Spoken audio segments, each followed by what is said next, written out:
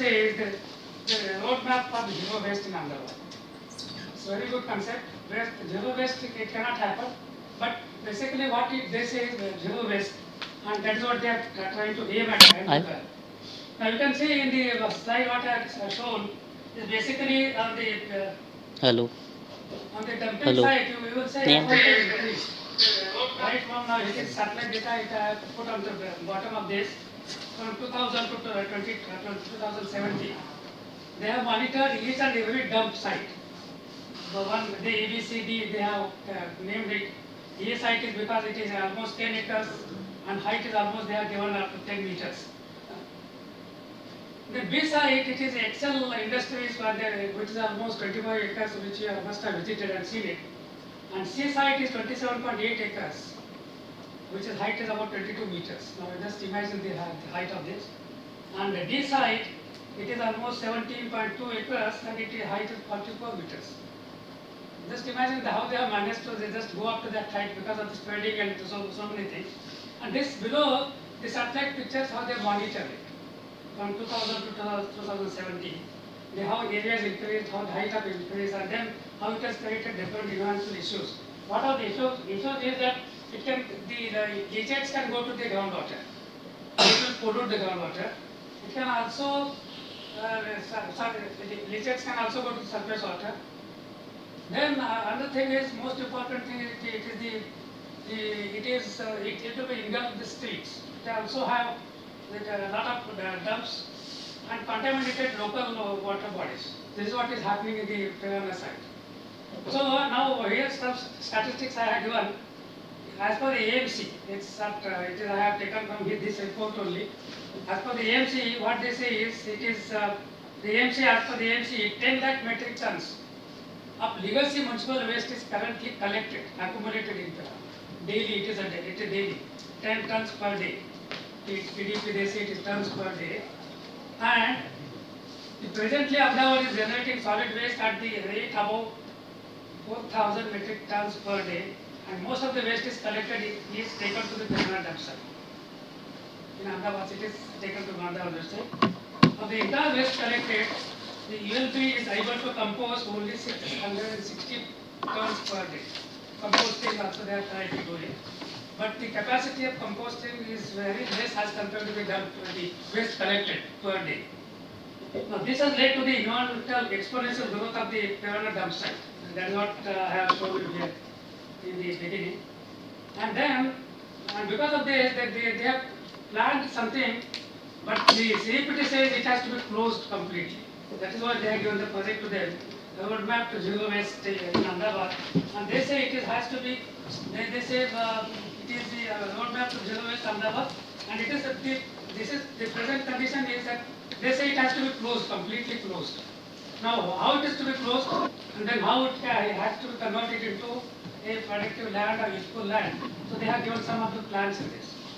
So I will not go into the details of this, but this is just for your information that this is what the study has already been carried out since 2017 by the CEPT to close down this Telangana site and make it environmental friendly. They have done at least some places they have done. You must have seen they have created some agricultural land out of that in some of the places. Even they have started irrigating some of the land along the west, the Telangana dumping site. Now with this background, why I give this background is because I already know this, but just to give you the idea about how much is the amount of solid waste generated in the Ahmedabad town, and this is the rate is almost, and this is exponentially increasing with the increasing population. Population increase, and then they have some plans, but still there is some inefficient and not sufficient plans to completely clean the Ahmedabad city.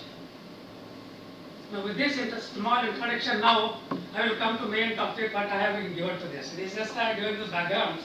Now how this geospatial technology can be used in waste management. Now this is what GIS you know, Geographical Information System, which is basically along with the remote sensing data, it can collect the data by remote sensing techniques. The remote sensing techniques can be aerial photograph, balloon photograph, even nowadays you have drones, data can be collected. And these are basically in terms of optical, thermal, and even micro data sets. can be collected for this kind of applications. And then you can create, this data set can be used in generating lot of layers using the GIS technology. And these layers can be what is this, what is the amount of waste collected, which area it is collected, what is the amount total area in that, what is the population into that. All this can be put into as an attribute table in the attribute table in the GIS. I think GIS you have some idea about how it is created, how the labels are given, how attributes are created. So a lot of attributes can be created which can be used in a retrieval system, managing system, developing some of the mathematical models so that it can be used in an effective way. So basically the solid waste management using geospatial information technology, there are some steps I have put down. Some of the steps I have taken from literature, some of the based upon my experience about using GIS in this thing. Basically what it is essentially is either you have cadastral maps, that is village maps, or you have any geospatial base maps to generate the locations of the waste bins, where they have been located in the particular zone, particular ward, or any place. And these locations can be put into GIS using the GPS, global positioning system.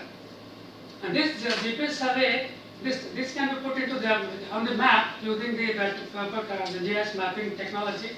And all the details of a attribute table, what I said, can be put into this GIS environment by the records of the waste bins can be put into this. Now, identifying the pre-existing waste disposal pattern is also essential because it should not happen that you have same thing again and again creating which is already available. So basically, understanding the current waste disposal pattern is also important, so that you will have some idea about how it can be improved. That is the idea of getting back into the having original disposal system to know that and then to improve upon that. Now, locating the optimal waste dumping site, that's also important because you can't dump at any place. It has to be selected based upon certain criteria, and in GIS there is very good technology how the best site, optimal site for waste disposal can be selected based upon certain attributes or certain characteristics of the land. And those can be modified as per depending upon the requirement of the any particular town, city and all that. Now, the most important thing, maintaining a record about this. That is also important because how much amount of waste is dumped in particular locality. That is also important to know. And then, now I have again given some, what are the steps for this? Simple steps. First is creating base maps. You can use cadastral maps, you can use any kind of map available to you, and they can be registered with satellite data and can be updated.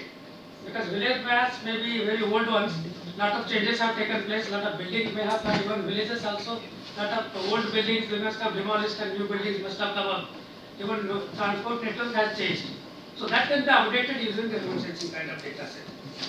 The most important thing is for this, once you know once you know some base maps, you can put out that ward boundaries or any suitable, identifiable, or you can say the way it is defined in a particular locality, either in the terms of wards, either in terms of any kind of thing, then you superimpose on that. Now, what is the importance of this? Once you know the ward boundary, now that on the map, you can also calculate how much area it is. And based upon that, you can also count the number of houses in that particular ward locality. And taking a simple thumb rule, you can also just put a hypothetical population of that particular locality. It may not be correct. What I am saying is because getting population from this kind of satellite data or any kind of this data may be difficult. Why difficult? Because nowadays you don't have a single story building like earlier ones. We are almost 10 now, it has gone to even under 21 story buildings. Each story will have, I don't know how many flats, it depends upon the species, how it is constructed and all that. At least each floor will have minimum 4 flats. So if you have this kind of 5 story to 10, 20 stories, you just take a thumb rule in that particular locality and just calculate the population. Now this will give you idea about how much is the population in that particular ward. So that population means why it is essential.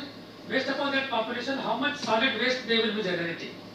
And what kind of solid waste it will be generated can be just, you can get some rough idea about that. And based on them, Transport network is important. Next step I have put is transport network mapping.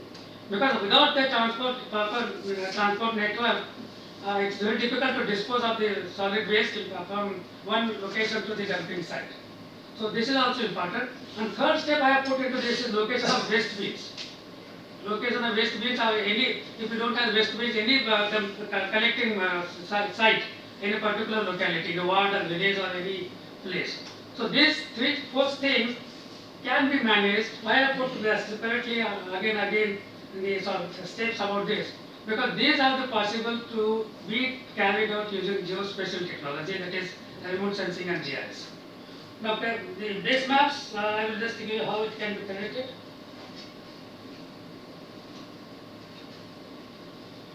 Now just I told you, first step is to estimating amount of solid waste. Now this is a very broad topic, estimating solid waste, because this will need, the way I said, you need some of the boundaries in it. For any boundary, any village, suppose you have some, I don't know in villages what they define it, some locality boundaries, but in main urban cities, they will have ward boundaries. In a TP scheme also they have some boundaries on this. Based upon these TP schemes, all the ward boundaries, you can put the boundaries on the base map. Once you put these base boundaries on the base map, so each ward you can calculate how much is the area of the particular ward. That is possible using GIS. On this also you can just have a house count. I will come to that house count, how it can be done. The total house count can be calculated, and based upon that house count, you can also calculate some in general as a base map, get a rough idea about the population in a particular ward. And this can be done for the entire Ahmedabad city. And this base map, ward map, I have taken from the AMC's website. If there are changes, they are the best people to judge it, whether it is correct or not. Now, another thing what I said is calculating the population. Now, what we need at a solid waste management is population at the ward level. But I have put in the how population is monitored using the base, just data from the census data. You have census data right from 1950s. I have collected data and put into this account. And develop a simple regression equation. Using this equation, you can calculate the population at any year. Once you have the equation like this, you can calculate the population for any particular area, and this will give you total population of the Ahmedabad city, total Ahmedabad city. But if you have a breakup of this population in terms of ward boundaries, or in terms of suppose any bigger greater than this, lesser than the AIMS boundary itself, divided into some zones, what is the population? If you have data set of these zones, you can generate this kind of equation, and you can get the rough idea about the population for that particular year. Census for 2021, it has not been carried out again. So this I have just calculated because to get idea about what is the total population of Ahmedabad in 2023. It is what they say, it is going to be almost 8.5 million population in millions. It is in the 2023. It will still go on, and they have projected, CEPT has projected in 2025, it's going to be around 10 million in that 2025. So this kind of projections can also be made, so that this will give us a better idea about the planning for the future, planning for the waste generated, total solid waste generation. That's what I put in the first step. Okay, now next step is, now coming to the population, I have it is no need of any remote sensing or GIS data set. You just have the data, you collect it and put it to the Excel sheet, generate the regression equation. Now, how this technology can help in solid waste management? Basically, geospatial technology has three components. One is GPS. The GPS anyway nowadays every day you are using it. You must have used GPS to locate this GIDM and the commute from your given place to GIDM. And this must have given, the map must have given you the shortest path to travel to GIDM. Is it not? On the map you put it, your location and then GIDM, destination GIDM. It will give you a map and the road map, destination and all that. It will give you the map.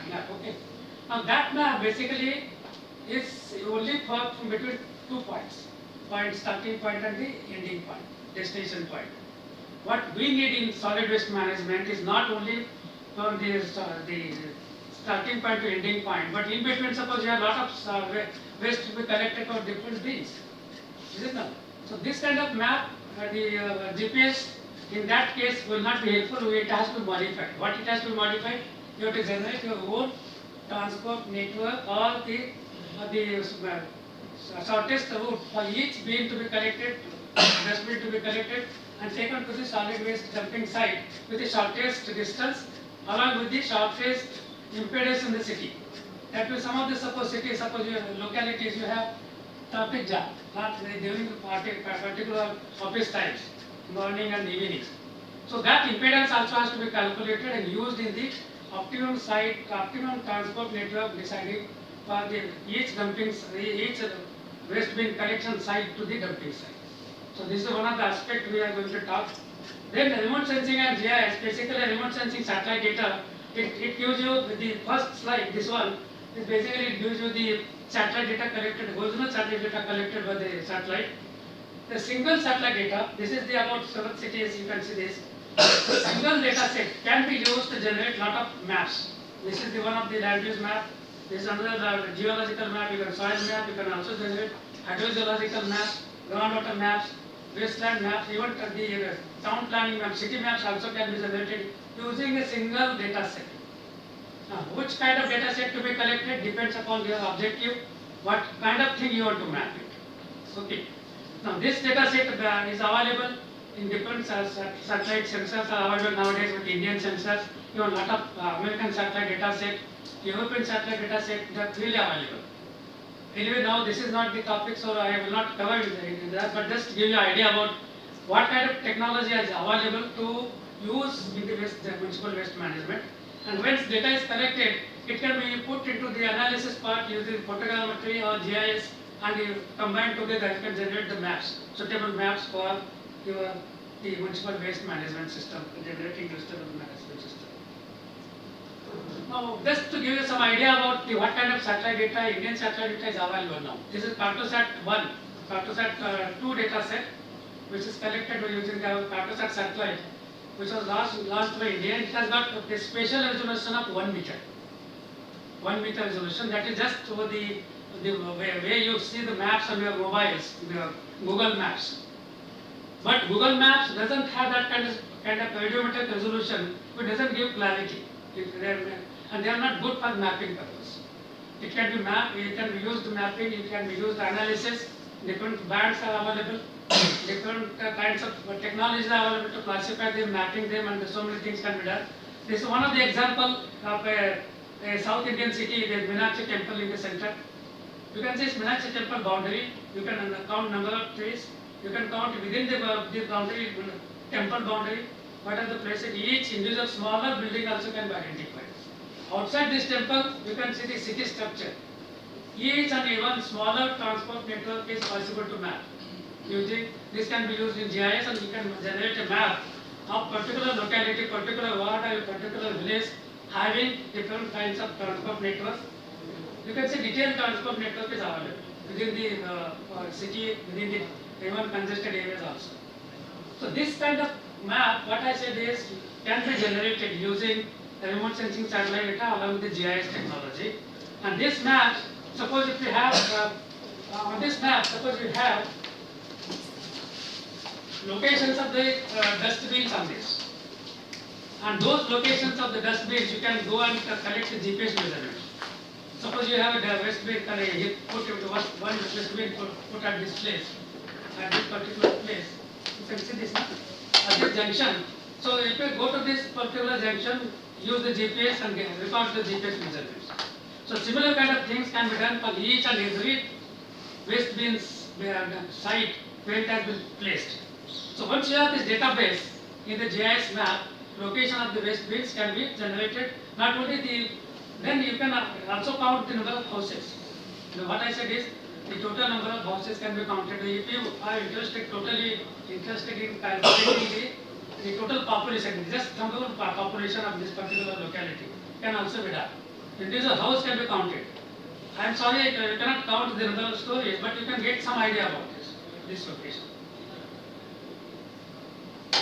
Now the other important thing is, once you have the 1 meter kind of resolution kind of data set, you can also have a data set of 20 meter, 10 meter resolution. Okay, this is the data set of this is 30 meter data set, but nowadays the European satellite Sentinel has a 10 meter resolution satellite data set, and this data set is available since last 40 to 50 years.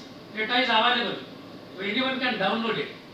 If you are interested in total Ahmedabad boundary, you can collect this data, put this Ahmedabad AMC boundary on that data set, and you can map the urban development. You can see in 1976, this was the only old city, this was the urban development. And you can see of the 23, 7th May, the data set, you can see complete old Ahmedabad AMC boundary is almost going to be covered with the developmental activities of urban development. Either it will be the dense urban, you can sparse urban, lot of things can be given. On this you can also see the transport network is clearly seen on the satellite data. So this kind of data set we have used right from 1976 till 2023, and you can see we have mapped the total dense urban area. Urban dense in 1976 it was just 2.3 square kilometer. It has gone up to 124 square kilometers, which is almost you can say 60 to 65% increase during the last 43 years. This is urban dense. You have urban sparse. You can see here the urban dense is this one, the red continuous line, and this is the urban sparse. That means this is the developing area which is outside the old Ahmedabad city. It's developing. So this is the developing area of the old city. So this has total Ahmedabad in 1976 area of Ahmedabad city. It was almost 118 square kilometers, which has gone up to 329, almost 330 square kilometers in 2023. And they have projected with this growth rate, the almost Ahmedabad municipal corporation area will be completely covered with the urban development. There will be no open spaces. You can see the open spaces are coming down. Area under open space is coming. Open space is this one. So open space you can see the cyan color. It has come down like anything. And this open spaces means there was no urban development. These have been occupied by the urban development. That's why open spaces are coming down. At the same time, we also monitor how much is the water bodies have been decreasing in the Ahmedabad city. Main reason for increasing the temperature in Ahmedabad city is because of the less vegetation cover. Vegetation cover is coming down. Because in the earlier, you can see most of the outer areas they had agriculture. And because of the agriculture, the irrigated agriculture, temperature is very, very low. But in 2023, total agriculture is completely coming down. Even within the Ahmedabad city itself, the green spaces are coming down.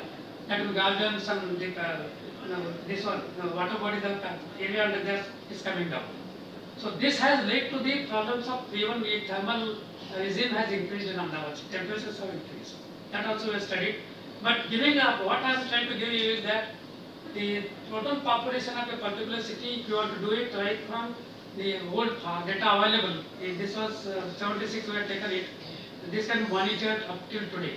So this kind of data set is available, and this data set will also be used to generate the transport network, generate the total population, and projecting how much solid waste they will be generating with respect to increasing total area of the Ahmedabad city, with increasing population, and with increasing the activities like industrialization, household activities, even smaller industries, so many things. So this data set can be used to generate this kind of estimates to get how much solid waste will be generated in the Ahmedabad city. Now I was talking about how this can be done, the transport network can be generated. There are some of the techniques in using this kind of data set. Even Ahmedabad city, you can see even smaller transport network is also can be seen, clearly seen, which can be digitized in a GIS environment, and it can be labeled, it can be given, lot of attribute tables can be given, what is the length of this the road, it connects which places, so many things can be put into GIS layers. And you can say that even the circular route and all this, everything can be seen. So what I am saying, not only this, within the city itself, some of the routes, transport network can be seen, which can be used for planning the transport system for collecting the waste on different dustbins. Now what I was talking about is creating the database about waste dustbins. Now suppose this is I am not taken from literature, it's not Ahmedabad. Just to give you some idea about how database about the location of dustbin can be created. Suppose this is the ward boundary, we can superimpose like this, and within that we have the transport network like divided in some blocks, some of the blocks, and they have put this all dustbins on the particular junctions. And these particular places can be visited using the GPS. You can create a database of its location in terms of latitude, longitude. Okay, and this can be done either you can put a ward boundary, you can put even you can also put some circular some buffer zone. You can say this is my buffer zone. In this buffer zone, these are the total dustbins. So that once you know the exact locations of the dustbins, you can plan transport network. Okay, and this can also be done if it suppose at some places because of developmental activities they have relocated the dustbins. That also can be updated, and updated map can be created. So you know the total. Now another important thing is if you have the idea about how much each dustbin has capacity to collect waste. That also can give you idea about the total solid waste in that particular locality. Just number of dustbins into the volume, how much volume it will contain in dustbin. So total solid waste also can be generated, or you can compute it based upon this kind of maps, this kind of locations. And in that particular, you can superimpose any boundary on this. Either wall boundary, you can have your own buffer zone like one. Here they have put a buffer zone of circular buffer zone. You can decide any kind of boundary so that it will be easy for you to estimate the total length, the total dustbins and total volume of the solid waste collected in particular locality. Only thing is the dustbin size and the amount every day may not be same. That will have some, but at least we will have some rough idea about how much waste they are within this. Suppose you take maximum capacity of the dustbins, compute this one. That is not going to beyond this, is it not? You can put some limit on this. This is the going to be the maximum in a particular day. Maximum waste will be this much, and minimum will be this. So you can have some data based upon daily collected waste, solid waste. Okay. I was talking about having the optimal route planning for the solid waste collection and disposal. Now, why it is needed? Because once you have collected the data for the dustbins, put into the particular locality along with its location and put into the GIS using the GPS, this dustbin locations and transport network can be mapped in the GIS environment. And then data collection anyway we discussed. But what is important thing is once you have collected a data set, you have to put into this data set into about bins, routes and schedule. Schedule in the sense, why schedule is important? Because what time you are collecting the waste from that solid the waste bins. Depending upon how much impedance of the transport network it will have in the city. That's why schedule also has to be defined well in advance. Because it cannot be, solid waste collection cannot go along with the traffic density is very high. So you have to avoid the traffic density things. Then the GIS data collection, then GIS analysis has to be done based upon the waste bin, number of waste bins, how it is being done. Then this can be used for optimum route planning. Now optimum route planning I told you in the beginning about GPS. GPS just gives you the starting point and the ending point. But in this case it is not the case. It has to be based upon the location of each dustbin. It's the shortest, the road available to it, how it can be connected. Then finally how it will go to the final waste dumping site within a shortest distance. It also has to be taken into account. Then time, how much time it takes. Time because it will depend upon the transport density in the city. So all this has to be calculated and put into GIS. And this will have a saving of, once you have planned in a systematic way, it will save you the total distance. Suppose if they become double by taking different routes, if you have the optimum route, you can save the total distance covered. That will also save the time and cost, and also fuel consumption.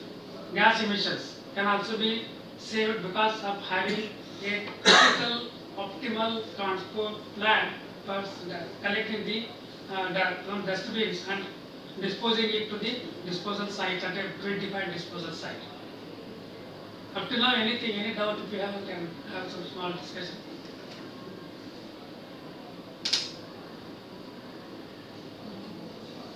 Because basically you people know about this technology, but what I'm putting into this is increasing the knowledge, value addition about your knowledge by adding some technology into this, so that your job becomes easier. You can say make it easy, so that it can be managed in an efficient way.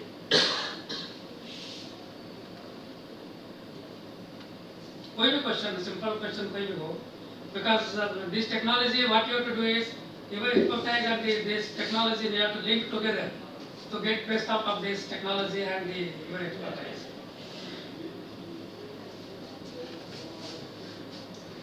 Anyway, think of this, or you can have at the end also some of the discussions.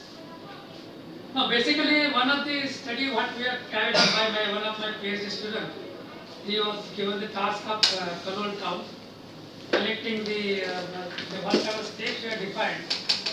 First, he collected the satellite data. This is the Cartosat data.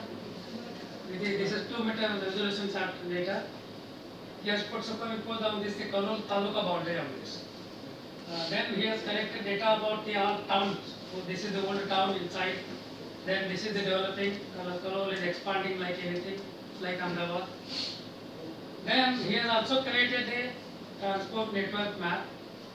Then, along with the transport network, he has also collected, in this I am not showing the location of the dustbins, along the road plan dustbins, location of dustbins. Then, this is what he has tried. He has collected the data, satellite data and the GIS maps. Either you can have a town planning map, or you can have a ward boundary map. Those maps can be georeferencing, can be done with satellite data. Unless you georeference the satellite data, you cannot put any boundary on this. You cannot put any GIS or GPS data on this. So this step is very important. Georeferencing means two data sets have to be compatibility. They should be, once you superimpose on that, they should be completely superimposed nicely. So that the boundaries and transport network, whatever you put, even the GPS locations of dustbins can be easily identified on the particular locations. Now then important thing is selection of factors. What are the important factors in this city? Because these factors may not be, you can as a thumb rule cannot be said for each city. You have to change as per requirement.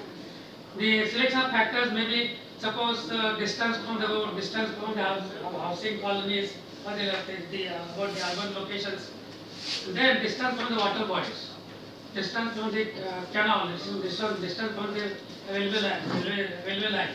So these factors he has collected, and then selection factor, what is residential area, distance from the residential area, transport network, like main roads, the minor roads and railway line. Then water body in that particular locality. Then industrial areas, suppose they have industrial areas in that, and then shortest distance. This kind of factors he has selected and put into a module he has selected. In that module it has been said. And then that module can help you to select the best location for the dumping site, because it will have a lot of weightages, it will give you a lot of things can be done. And here you can see, based upon all of this, he has selected, finally selected this place here, the yellow color. Can you see this? This one. And this is, you can see the whatever criteria is put, it satisfies all the criteria. It is not near to the any habitation. Now anyway, this habitation is coming up. But this was done almost 2-3 years back. So now this habitation, the current satellite data is used. So what I am trying to say is then this is, then again from this point it is collected and transport network it is defined like this. Or you can have another transport network like this. And this satisfies the criteria defined by this. It is away from transport, the residential, it is away from transport network, it is also away from water bodies, no water bodies are available nearby, and it is shortest distance from the main city center. So this kind of criteria you can put into GIS environment and analyze the data and get out of this. Even he has just put one site, but he has also selected some place this side. But then it's not the irrigated agricultural land. It should not be the agricultural land. So finally it has come, and this was the wasteland initially. So he has selected a place that is a wasteland. So this is how the solid waste disposal site selection can be done using the criteria based analysis. This criteria you can change. depending upon the requirement of particular location, city, town. Because we have taken residential areas. In some places, you can take some other things because high density, it's not be near to a residential area, transport network, and so many things. Then, now what it does, basically what it does is based upon all this, it can create some buffer zones. Once you say that the selected site should not be within the 500 meters of the urban, the residential areas, then it would put that buffer, 500 meter buffer. It should not be near to the water bodies. It's not near to the transport network. Lot of this criteria you can put, and in this model creation, it is steps like this data acquisition that we have discussed. Then putting lot of data in the different layers into the one environment. We have shown you Chakra data along with that boundary data and so on transport network. Then creating a base map. This base maps can be georeferenced with Chakra data. And then analyzing and considering the present restrictions. Because then you may have some of the restrictions in the particular locality. Those also has to be taken into account. And then finally this model can be created. And then how it model runs, it creates the buffer zones of selected parameters. I have given you 5 parameters we have selected, and in that 5 parameters, each parameter they have put a buffer zone. That means the selected dumping site will not come into that buffer zone. That is the most important thing. And these are all once you have, because you have in this case we have taken only 5 parameters. Suppose you have 10 parameters. So 10 parameters they have to be put into the one environment, which we call it in GIS the union of the selected factors. They have to be union has to be made. And based upon this union, then the ranking of the parameters has to be done in GIS. Ranking in the sense, the parameter what the criteria you put, it should not fall within that. Though if it is falls within that, give ranking different ranking. Suppose in factors like this, we have defined distance in this case 200 meter, 300, 500 meter. If distance is 500 meters, we are given weightage 1. If distance is less than 200 meters, distance the weightage is 3. That means the weightage, if the weightage is 3, it will not be selected. This place will not be selected. So likewise, you can give weightages to all the weightages are ranking to all the parameters. In this case, we have simple 5 parameters. You can have n number of parameters, not only 5, 10. You can have 10 parameters, and these weightages can be given.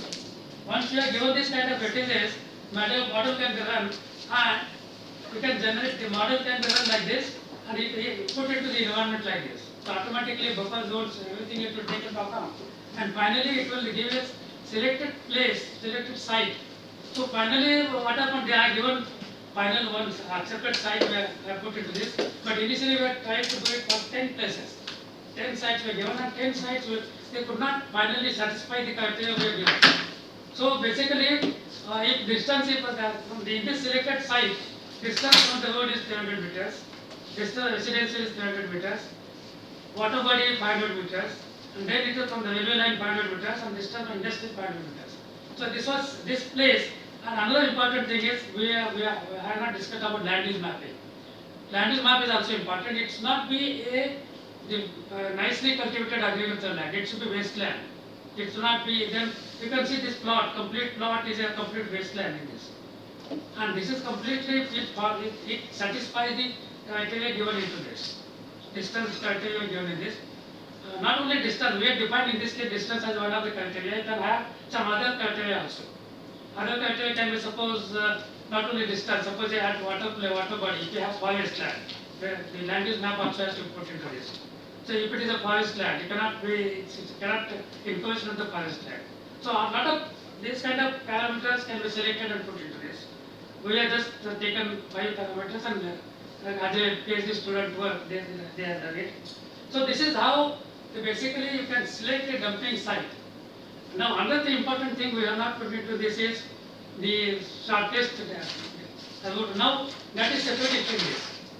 Once you have selected a dumping site based upon all these parameters, now next criteria comes the collection of the waste, solid waste from the dustbins and transporting it using a optimized route with respect to transport density, with respect to shortest distance, with respect to its you can say non-polluting areas, and it should not be the dense urban areas. So a lot of things can be put into this, and the optimum load for collecting the dust from the different dustbins and transporting to the waste disposal site can be managed. That is this next step. In this case, what we have done is selected the best possible dumping site for disposing the solid waste from the city. Anything, if you have any doubt on this, I can add into this.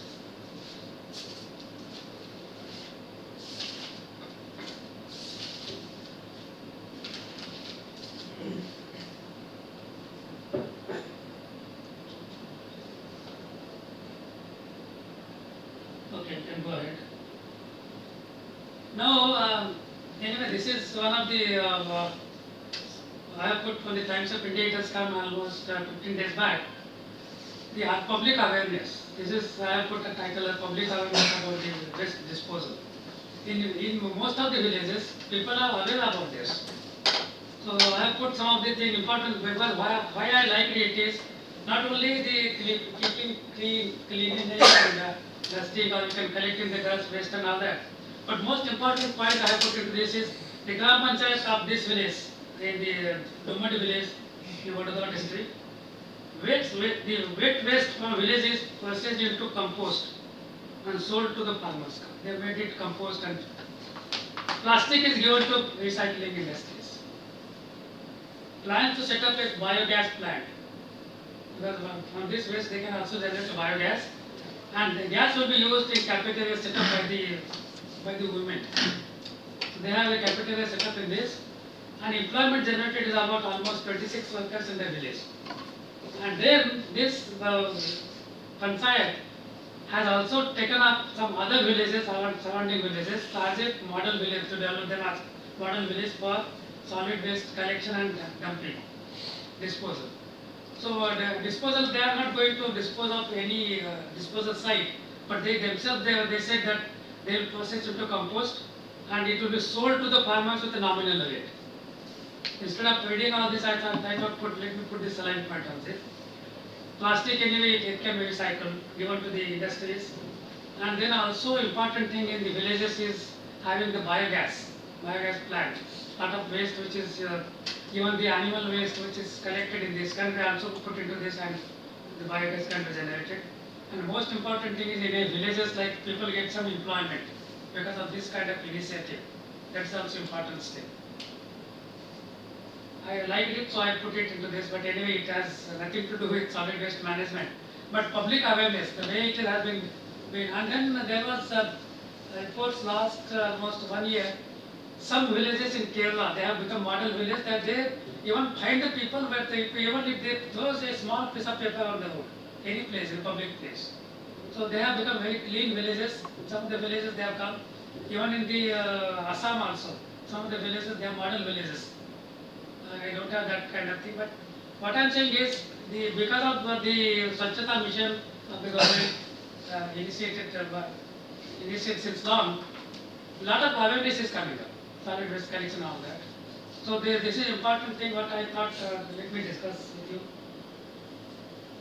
Now another important thing what I thought is, I was given to talk about drainage system also, but I talked to Shubham and said drainage system, with this system you may have a lot of ground-based information, but using this technology nothing can be done, because the drainage system is underground system. We need a lot of other technologies to identify them, but they have tried to do one of the things, the way we identify the solid waste collection dustbins on the particular locations. They have tried to collect the data about the drainage site, drainage line, and allow the drainage are manholes.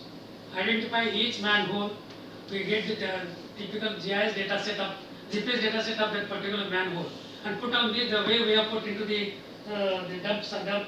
This one, put into the map like this, like this. So they have created database of the manholes.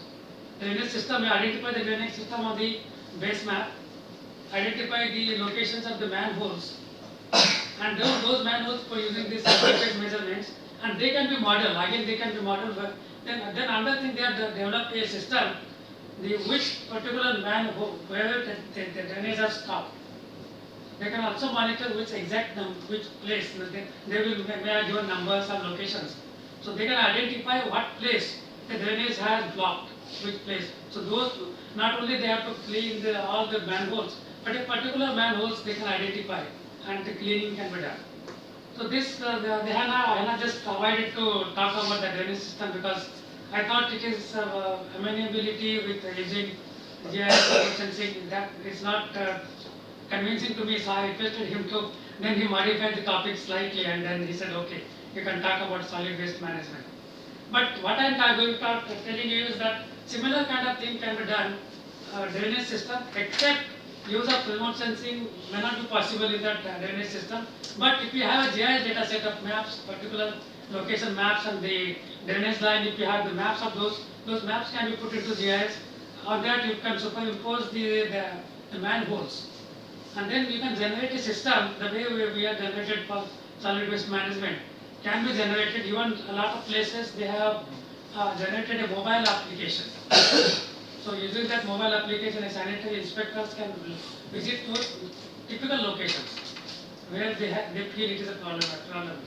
So similar kind of thing has been done using the GIS, but not using any kind of remote sensing satellite data set.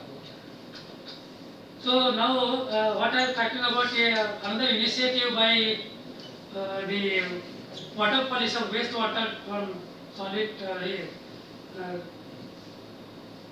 treatment plants. That these have been sewage treatment plants using for irrigation. This is the initiative by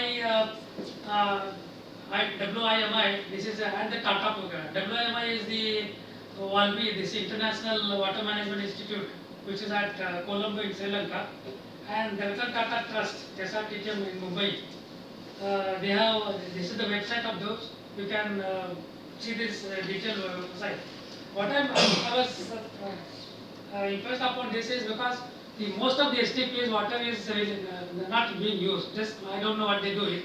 At some places not being used, but they have identified certain the sewage treatment plant locations which can be treated in an efficient way, and that water can be used for irrigation. And then they have identified some of the villages in the you can see in the Ahmedabad and Gonda districts. See, this is the one of these. This is what they call it is visual solid treatment sewage treatment plant. And from this sewage treatment plant, they have generated the canal system.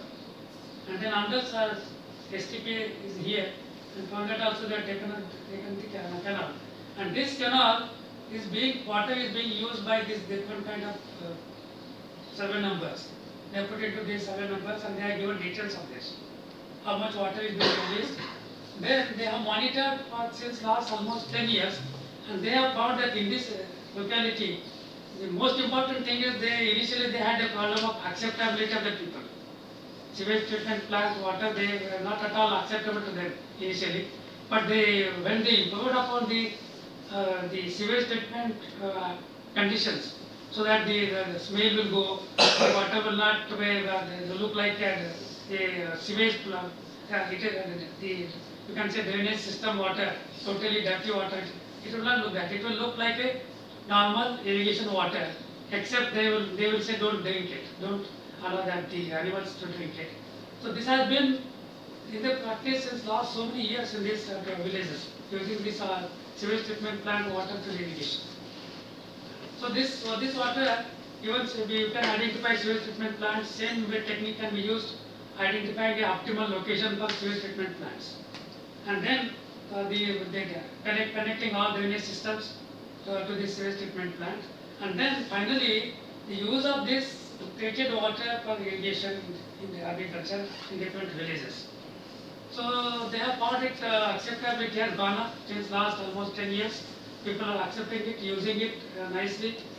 Now initially they had lot of inhibitions, but people are using it now for irrigation since long.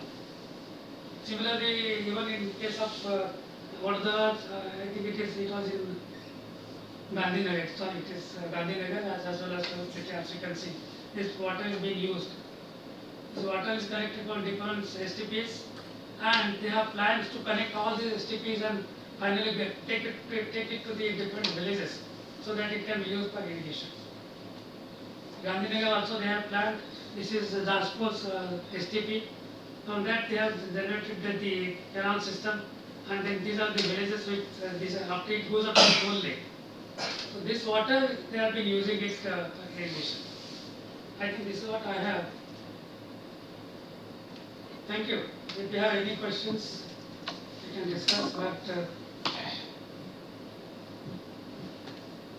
I just planned it for 40-45 minutes talk, but then he said that It's fine, sir. sufficient time.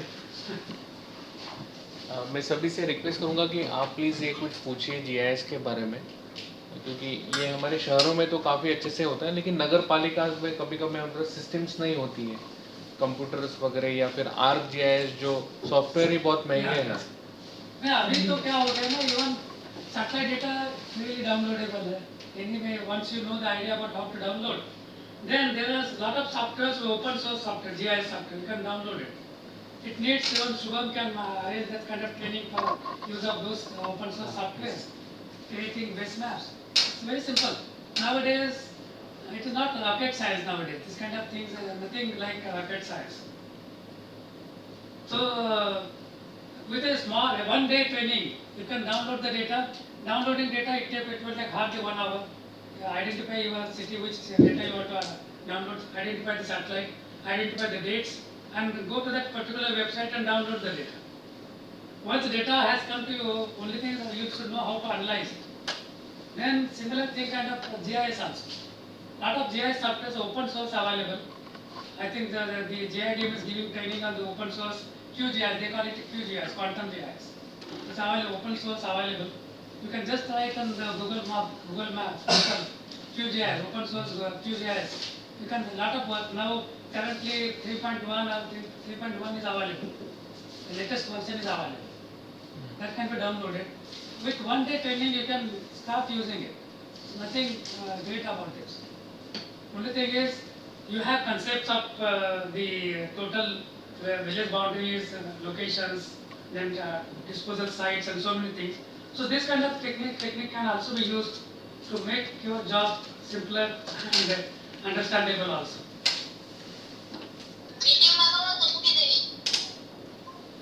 Anything you have any specific question? Anyway, initially also I told you I am not expert of this, but I can add value to your knowledge what you have using this kind of technology, which can make your job easy as well as efficient, less time consuming.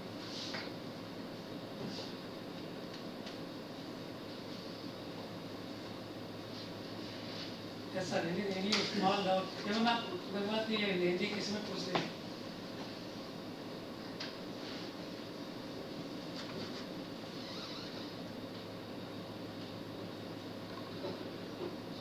Anyway, thank you. I don't know how much it was useful to you, but I tried to my level best so that it will be knowledgeable to you, increase some knowledge to you about JS and emergence. Thank you.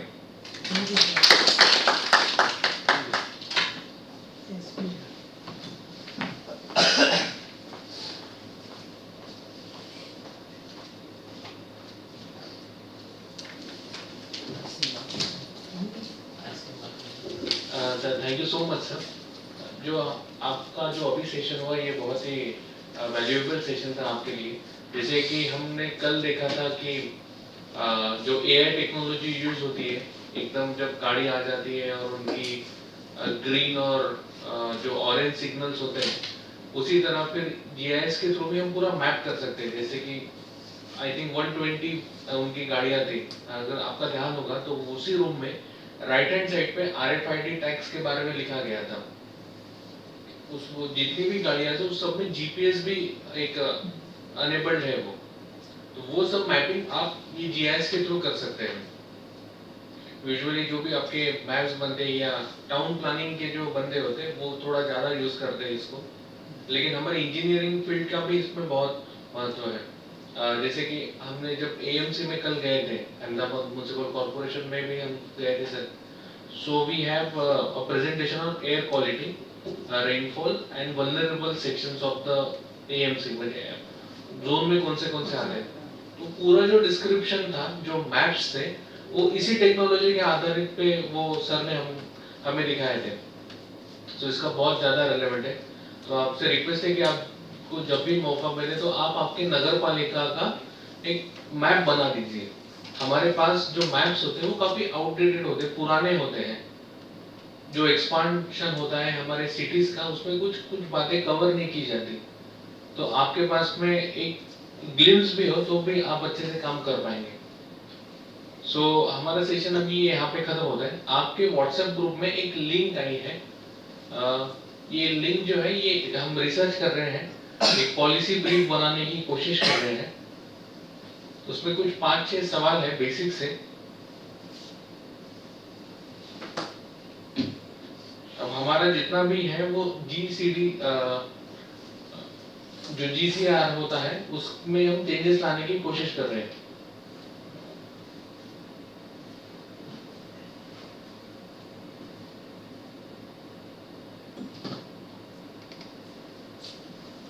आपको अगर English comfortable ना हो तो we can also write in Hindi also. आप हिंदी में भी लिख सकते हैं या गुजराती में भी लिख सकते हैं।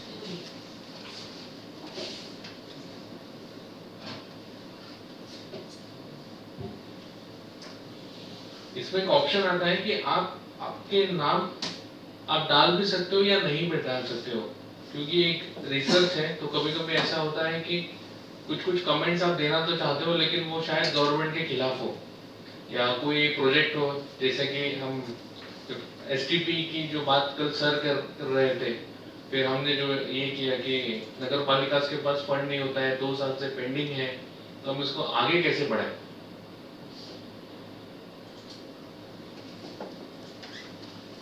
तो आपको ये करना है। आपका ईमेल आईडी तो आएगा, लेकिन if you want to mention आपका नाम सो यू कैन मेंशन, नहीं तो नहीं मेंशन किया तो भी चलेगा, वो उसमें ऑप्शन दिया गया हुआ है। उसमें जो पहला सवाल आएगा, मैं सवाल एक बार आपसे डिस्कस कर लेता हूँ कि पहला है कि what problems do you face during disasters. क्या आपको क्या प्रॉब्लम आते हैं उसके बारे में लिखिएगा। जैसे कि जो नए हैं मैं आपको बताना चाहूंगा कि फर्स्ट डे पे हमने ये एक्टिविटी की थी ए बी और सी। तो ए जो है, जो सबसे लेफ्ट हैंड साइड है, इसमें हमने प्रॉब्लम्स ढूंढे थे कि इंजीनियर्स को क्या क्या प्रॉब्लम्स आते हैं। तो कुछ 14 प्रॉब्लम्स हमने डिस्कस किए। हमने 3 टीम्स बनाई थी, 3 टीम्स में ये पूरा डिवाइड किया और उसके बाद में इसके सॉल्यूशंस ढूंढे कि क्या क्या हो सकता है। और सबसे उसके बाद में हमने देखा कि हमारे इंजीनियरिंग के रोल क्या आते हैं। तो उसी का ये कंटिन्यूड पार्ट है।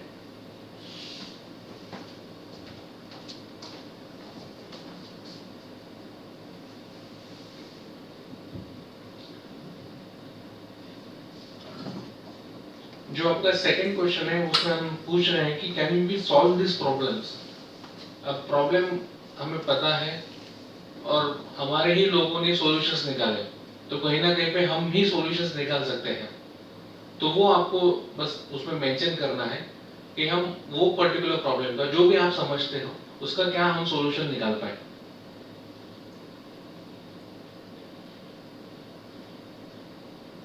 हमारे पर्टिकुलर जो यूडीडी के जो रूल्स होते हैं वो Gujarat development comprehensive regulation act 2017 के ऊपर ही सारा आधारित होता है कि एक बिल्डिंग कैसी बननी चाहिए, कितना कितना फीट हमें छोड़ना चाहिए, एक फायर की ब्रिगेड आने के लिए कितना होना चाहिए। अगर हम बिल्डिंग कर रहे हैं तो एक आपका लिफ्ट तो होता ही है, लेकिन स्टेयरकेस भी होनी चाहिए। तो वो लिफ्ट की लेंथ कितनी हो, स्टेयरकेस की लेंथ कितनी हो।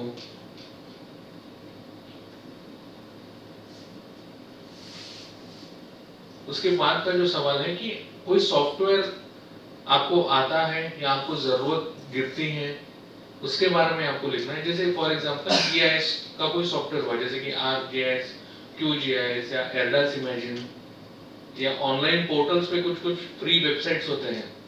जैसे कि एक अर्बन शिफ्ट करके एक प्रोग्राम चल रहा है, तो कुछ सिटीज के उसमें डेटा ऑलरेडी फीड है। फॉर एग्जांपल अगर आप सूरत उसमें सिलेक्ट करोगे तो सूरत का पूरा डेटा आपको उसमें दिखाई देगा।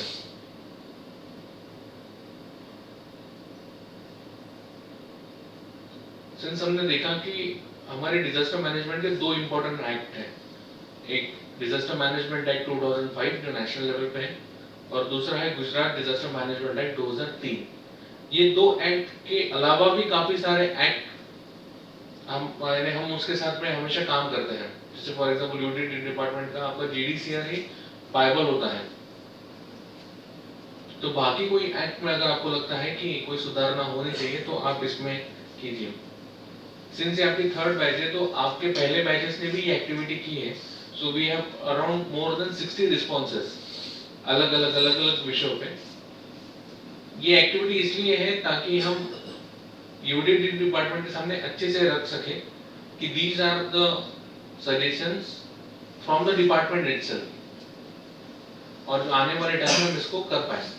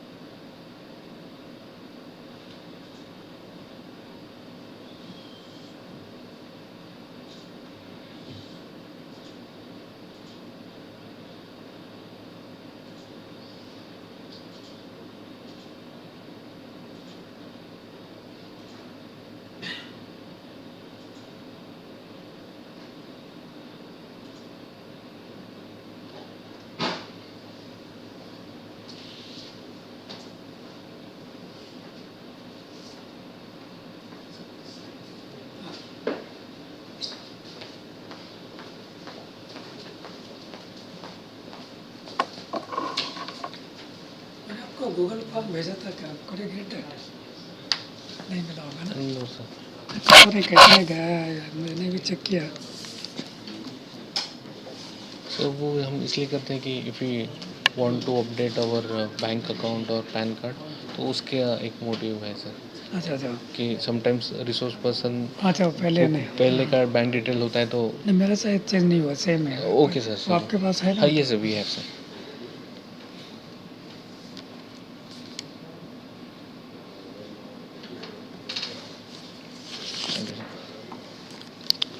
इसका क्या था, रिकॉर्डिंग किया था क्या? हाँ सर, यानी just I want to see कैसे कैसा रहा है क्या? हाँ sir, this is YouTube link is for our. नहीं अभी तो पहले नहीं करता, अभी क्या आज किया पहली बार? Since this is a paid program और जो ग्रांट है we got from UTD for अच्छा, तो उनको भेजना पड़ता है। हाँ, so we keep for our record. ओह अच्छा, भेजना नहीं पड़ता ना?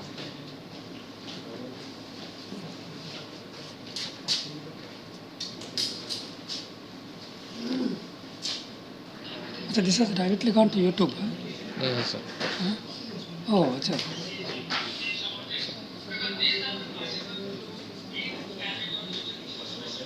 ओह अच्छा।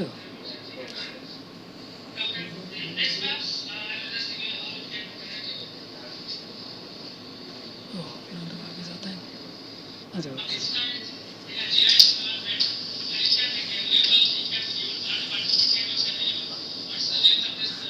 स्लाइड्स देखते हैं ना? हाँ सर, ये स्लाइड्स एक हमारे रिकॉर्ड के लिए भी होता है और कभी कभी कुछ पॉइंट छूट जाता है तो भी come back to video and see again की अच्छा रिपोर्ट मुझे सबमिट करनी पड़ती है, डीब्रीफ रिपोर्ट की व्हाट वाज डिस्कस्ड और क्या टॉपिक्स थे, if participants had some questions और नॉट, सो वो एक होता है सर। सर क्या लिंक है क्या उनके? हाँ सर, क्या नाम था उसका, मैं भूल गया। ये सर, ये तो सर हमारा वैसे इंटरनली होता है, ये भी यूट्यूब पे नहीं दिखता है, ये इंटरनल है भाई। अच्छा, आपको इंटरनल बना दिया? हाँ हाँ सर। अच्छा, इसको भेज सकते हो? मुझे भी चेक करना था कैसे देना, कभी मैंने देखा नहीं ना अपना खुद का। जी जी सर। आपकी इसमें आ गया सर। अच्छा, हो गया है, मैसेज आया है। जी सर।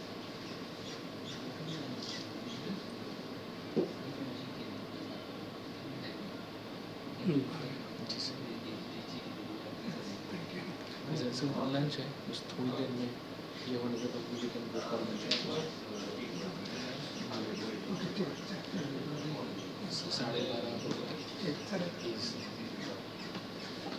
12:30 पंडित जी है क्या मिलने में उनके पास Shoes I think only to चाहिए हाँ ऊपर बैठ हाँ ऊपर बैठे shall I take you to him? नहीं ऐसे मालूम है कंटिन्यू उनके दिस इज सर ये तो वो अभी फील ही करेंगे तो वी हैव 10 to 12 तो मैं आपको ले जा सकता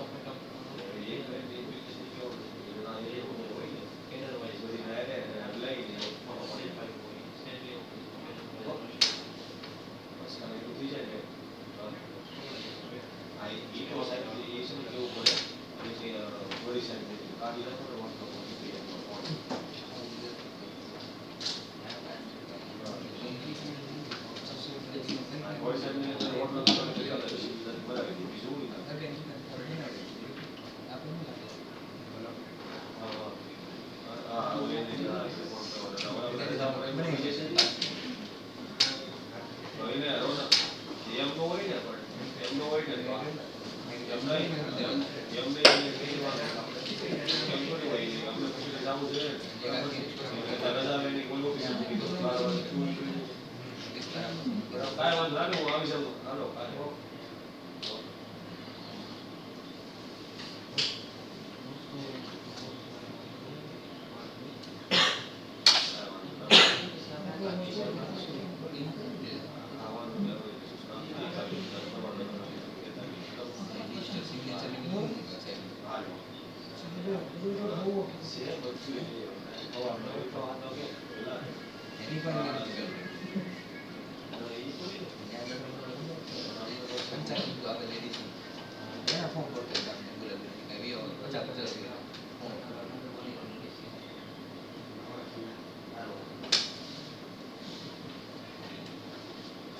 किस किसका बाकी है, कुछ हो गया है? अ, 9 लोगों का आया है मेरे पास, 8 लोगों को।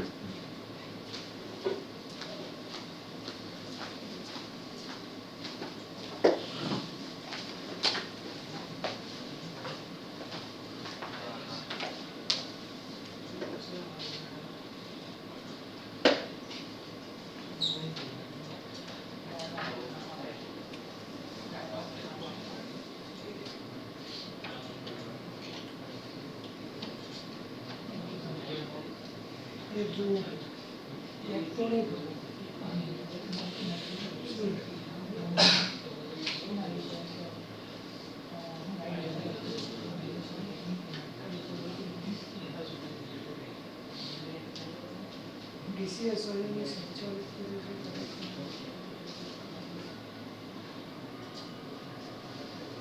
मैंने बोला तो चाहे जनता का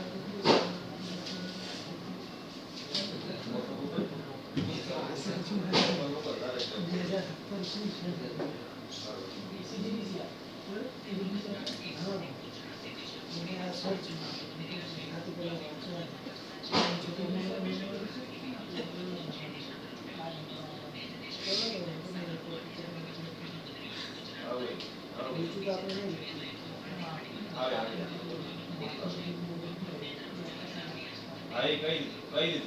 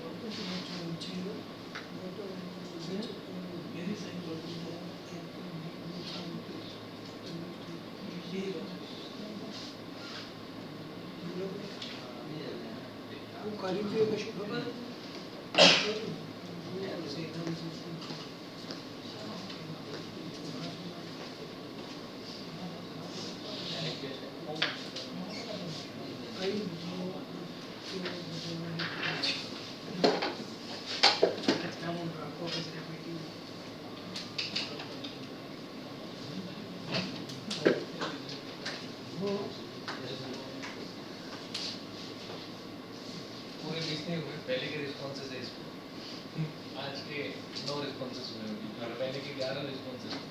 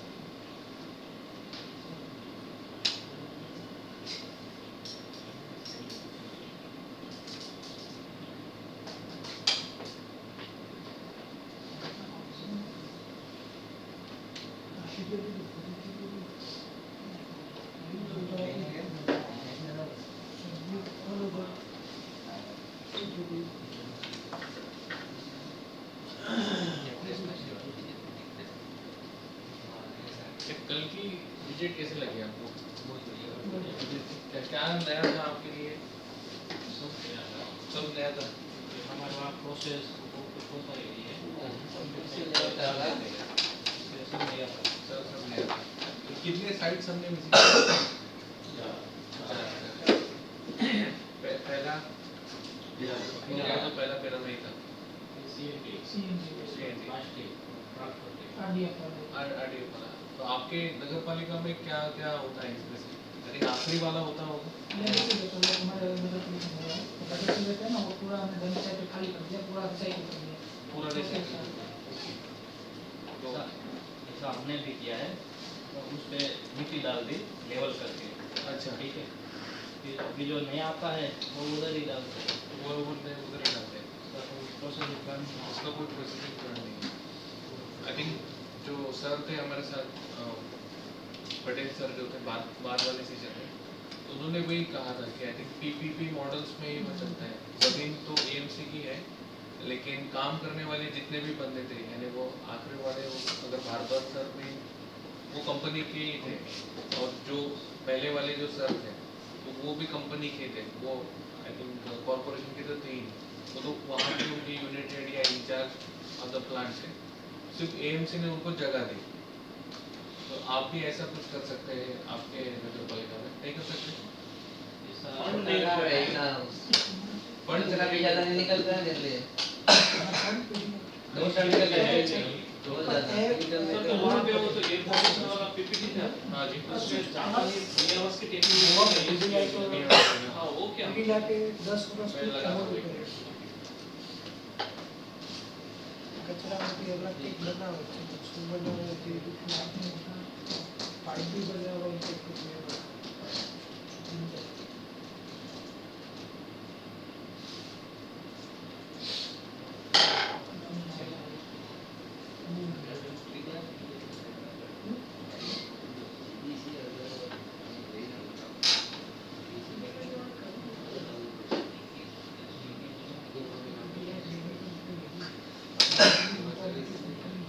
उसमें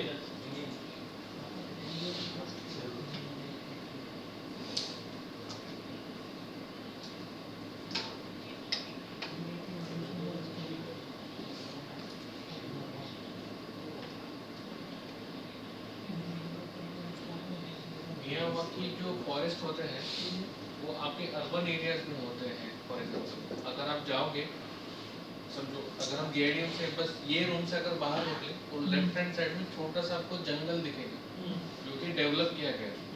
तो वो जो मियावाकी वो एक जापानीज वर्ड है, मियावाकी फॉरेस्ट जिसे हम कहते हैं। तो कई कई जगह पे ये जानबूझ के इसको उगाया जाता है। तो वो फॉरेस्ट को ही जो अर्बन एरियाज में होते हैं उसको मियावाकी फॉरेस्ट कहते हैं। जो इंडिया और जापान का थोड़ा कोलैबोरेशन था इसको बनाने में, तो इसलिए फिर वो मियावाकी उसको मिला है। चेन्नई में मैंने देखे हैं, यहाँ तो इन हाउस ही हमने ये डेवलप किया है कुछ सालों पहले। आपको स्लाइड याद होगी कोई? हाँ इसके नीचे है ये वाला। नहीं कभी नहीं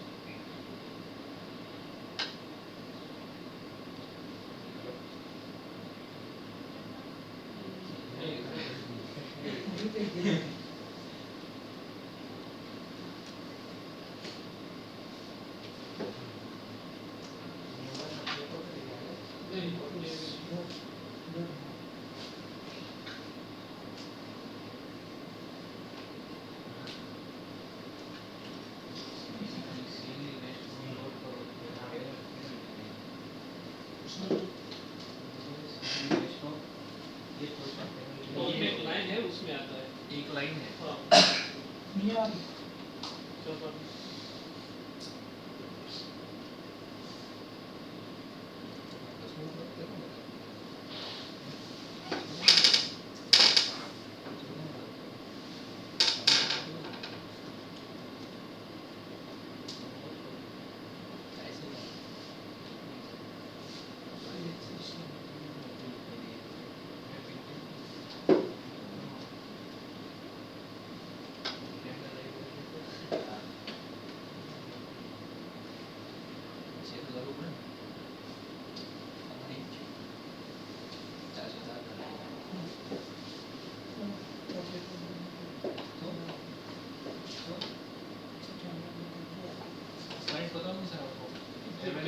लानी है कल, एक बार आप देख लीजिए।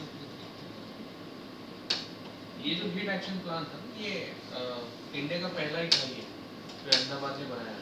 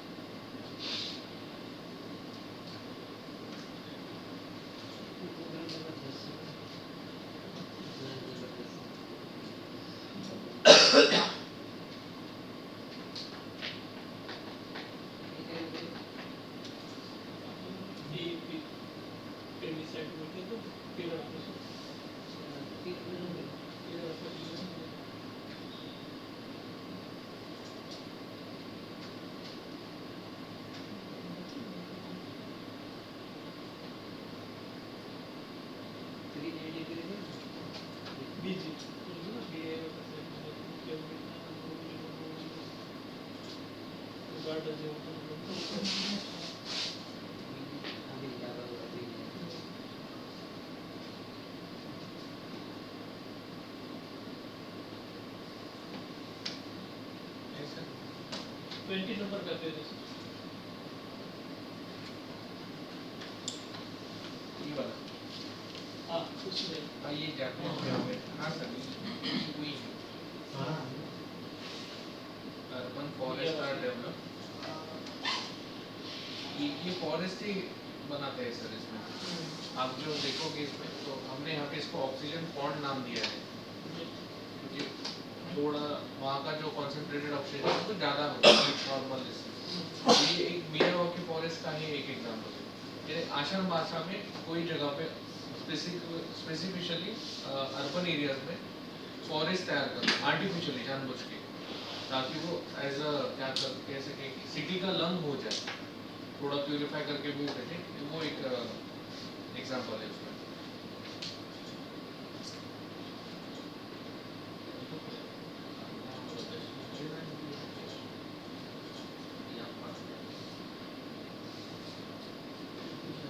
जो साइक्लोन ताउते जो आया था उसका एक डॉक्यूमेंट्री है अभी हमारे पास में, we will see that documentary, then you can go for your lunch break. और उसके बाद आखिरी सेशन होगा, then that will be over.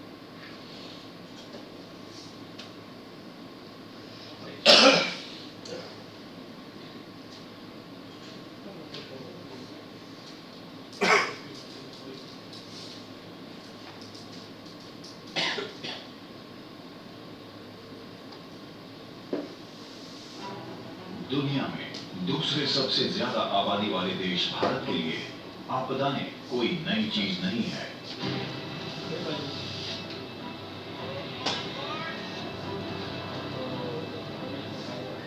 ये हादसे इंसानों की वजह से हो सकते हैं या कुदरती भी। जंगल लोगों को अपने दुश्मन लगने लगे हैं। मेरी माँ बाहर बरामदे में गई और वहीं गिर गई।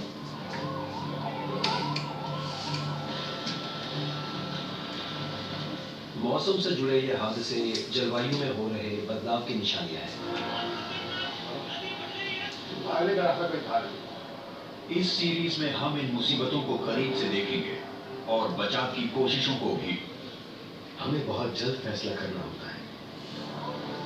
एक्सपर्ट्स बता रहे हैं कि आखिर इन हादसों के पीछे वजह क्या है। पूरी दुनिया में ही हादसों की फ्रीक्वेंसी और इनकी ताकत बढ़ती जा रही है। हमारी यही कोशिश होती है कि किसी की भी जान न जाए। तो आइए देखें Decoding disasters.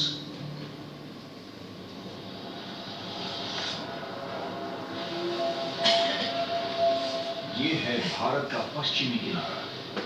ये झेल रहा है तेज हवाएं और ऊंची ऊंची लहरों को। साइक्लोन ताउते आ रहा है और पूरे पश्चिमी तट पर रेड अलर्ट है। ये अरब सागर में अब तक रिकॉर्ड किए गए 5 सबसे ताकतवर तूफानों में से एक था। साइक्लोन ताउते गुजरात में पिछले 20 सालों में आए 5 तूफानों में से सबसे खतरनाक था। ये इतना ताकतवर था कि इसने दूर बसे रिहायशी इलाकों में भी कहर मचाया। हमें डिप्रेशन और हवाओं की तेज रफ्तार की वजह से ताउते का असर दिल्ली तक भी महसूस हुआ। जमीन पर पहुंचने के बाद भी इसकी तेजी कम नहीं हुई, जैसा कि दूसरे साइक्लोन्स में हो जाता है। साइक्लोन ताउते एक बहुत ही जबरदस्त साइक्लोन था, जिसकी वजह से बहुत ज्यादा नुकसान हुआ और पहले से वार्निंग दिए जाने के बावजूद करीब 200 लोगों की जान चली गई। मीटियोरोलॉजिकल डिपार्टमेंट अरब सागर के हालात पर कड़ी नजर रखे हुए था। जब हमें इस साइक्लोन के आने का पता लगा, तब हमें ये भी पता चला कि अरब सागर के ऊपर एक सिस्टम बन सकता है। हमने इस सिस्टम के बनने से 8 दिन पहले ही इसके बारे में बता दिया था, यानी हमारी नजर बराबर इस साइक्लोन पर थी। साइक्लोन मौसम से जुड़ी सबसे विनाशकारी आपदाओं में से एक है और ये अपनी ताकत समुद्र में धीरे धीरे बढ़ाता है। साइक्लोन तब बनते हैं जब समुद्र का तापमान करीब 27 डिग्री सेल्सियस तक पहुंच जाता है। गर्म समुद्री हवा ऊपर उठती है और वहां मौजूद ठंडी हवा से मिलने पर बादलों में बदल जाती है। साइक्लोन की आई यानी कम दबाव वाले केंद्र के आसपास मौजूद गर्म और ठंडी हवा के तापमान में फर्क की वजह से बादल आई वॉल की तरफ घूमने लगते हैं। ट्रॉपिकल साइक्लोन वो होता है जो नॉर्दर्न हेमिस्फीयर में घड़ी की उल्टी दिशा में घूमता है और समुद्र के ऊपर बनता है। और इन साइक्लोन्स को अपनी सारी ताकत भी समुद्र की गर्मी से मिलती है। तो समुद्र के पानी की गर्मी जितनी बढ़ेगी, ये तूफान भी उतना ज्यादा ताकतवर होगा। और जब ये जमीन के करीब आते हैं तो अपनी हवाओं और तेज बारिश की वजह से बहुत बर्बादी करते हैं, जिससे भारी नुकसान होता है। साइक्लोन सिर्फ हिंद महासागर में ही नहीं आते हैं, इन्हें नॉर्थ अटलांटिक ओशन में हरिकेन्स, वेस्टर्न पैसिफिक में टाइफून्स और ऑस्ट्रेलिया के नजदीकी समुद्र में विली विलीज कहते हैं। मई की शुरुआत में लक्षद्वीप आइलैंड्स का तापमान 35 डिग्री सेल्सियस तक पहुंच गया था और समुद्र धीरे धीरे गर्माता जा रहा था। साइक्लोन के लिए ये हालात एकदम सही थे। समुद्र में हवाओं की रफ्तार 63 किलोमीटर प्रति घंटा हो गई थी। अब तो इस डिप्रेशन को एक नाम भी मिल गया था, साइक्लोन ताउते।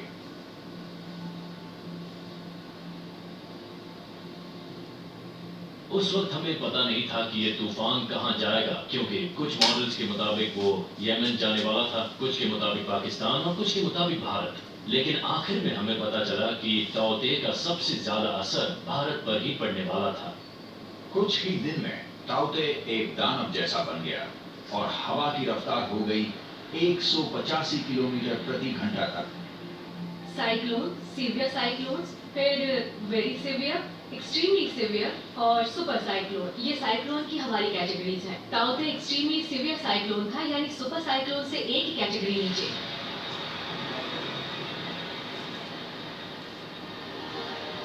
भारत के डिजास्टर अलर्ट सिस्टम के जरिए एक साइक्लोन वार्निंग जारी करके भारत के पश्चिमी किनारों की सभी राज्य सरकारों को सावधान कर दिया गया। नेशनल डिजास्टर रिस्पांस फोर्स ने तैयारी शुरू कर दी और उसने भारत की पश्चिमी सरहदों पर 48 टीमें तैनात कर दी।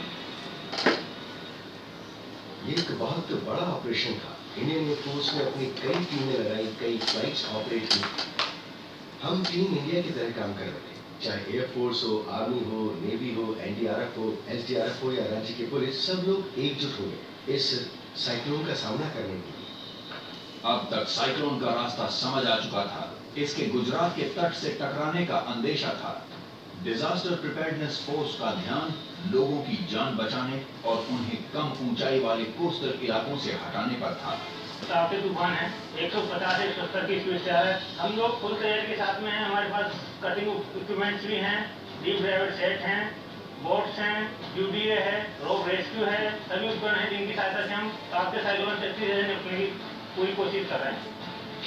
कोस्ट गार्ड्स आसमान में और समुद्र में गश्त लगा रहे थे और ये सुनिश्चित कर रहे थे कि सभी मछुआरे सुरक्षित जमीन की तरफ लौट जाएं। हमने अपने सारे सरफेस एसेट एंड सारे एयर एसेट लॉन्च किए थे एंड डेली वो सेलिंग पे जाते थे एंड डिप्लॉयमेंट करते थे एंड जितनी भी शिपिंग वो थी वार्निंग थी कि वो साइक्लोन फॉर्मेशन हो रहा है। मछली पकड़ने की ये नाव लकड़ी से बनी है और ये तेज तूफानी हवाओं का सामना नहीं कर सकती, लेकिन कुछ मछुआरे अपनी नाव छोड़ने के लिए राजी नहीं थे क्योंकि ये इनकी रोजी रोटी का जरिया है। हमारी बोट तो नुकसान पाम जाएगी क्योंकि हम उसको संभाल नहीं सके। हम इसी तरह छोड़ दिया है कि हम जान बचाने के लिए खड़े हैं, सामान तो कल भी हम बना सकेंगे।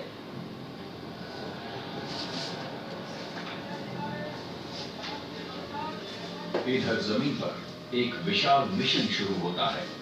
गुजरात के समुद्री किनारे के आसपास रहने वाले 2,30,000 से ज्यादा लोगों को वहां से हटाया जाता है। इस तरह के हालात में लोगों को हटाने के लिए आपको कभी-कभी बेरहमी भी बरतनी पड़ती है, क्योंकि लोग काफी घबरा जाते हैं, उनका आत्मविश्वास हिल जाता है। तो आपको उनसे बात करके उनका हौसला बढ़ाना होता है और हमारी टीम ने बिल्कुल वही किया। वेरावल के अधिकारियों ने लोगों को वहां से हटाने के काम को सुपरवाइज किया।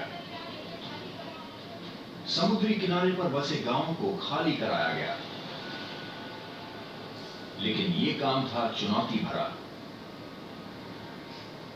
तो हमें लोगों को निकालना पड़ा, हालांकि ये आसान नहीं था। जिन लोगों के पास रहने के लिए मामूली झोपड़ियां होती हैं, उनके लिए उसे छोड़कर 3 दिन के लिए किसी साइक्लोन शेल्टर में जाना मुश्किल होता है। उन्हें लगता है कि उनकी जिंदगी भर की कमाई का क्या होगा, भले ही वो कम क्यों ना हो, तो ये काम मुश्किल होता है। लेकिन हमें इस काम में सरकार की मदद करनी होती है, तो हम भी और बाकी के लोग भी इस काम में जुट जाते हैं।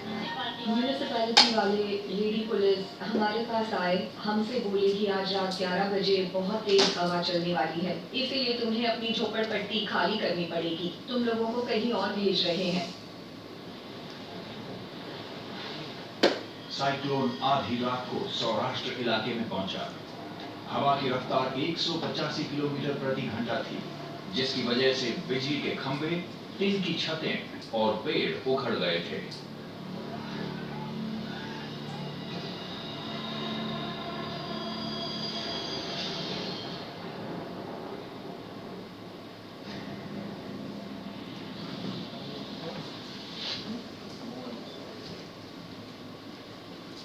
अगली सुबह तबाही की असली तस्वीर सामने आई। साइक्लोन की हवाओं ने इस इलाके के बहुत से गांवों को बर्बाद कर दिया था। रात में पहले हवा चलनी शुरू हुई। हम लोग अपने परिवार के साथ घर में थे। फिर रात 12:30 बजे हवा का रुख ऊना की तरफ मुड़ गया, लेकिन फिर 1 बजे दोबारा हवा चलने लगी और इसने सब कुछ तबाह कर दिया, हमारे घर खंडहर कर दिए। रात 10:30 बजे हमें ऐसी आवाज आई जैसे फाइटर जेट्स आसमान में उड़ रहे हों। हम जिस घर में थे उसके अलावा वहां सब कुछ तबाह हो गया, फसल बर्बाद हो गई, पूरा नुकसान हो गया। टूट फूट चुकी नावों का मलबा डॉक पर फैला था।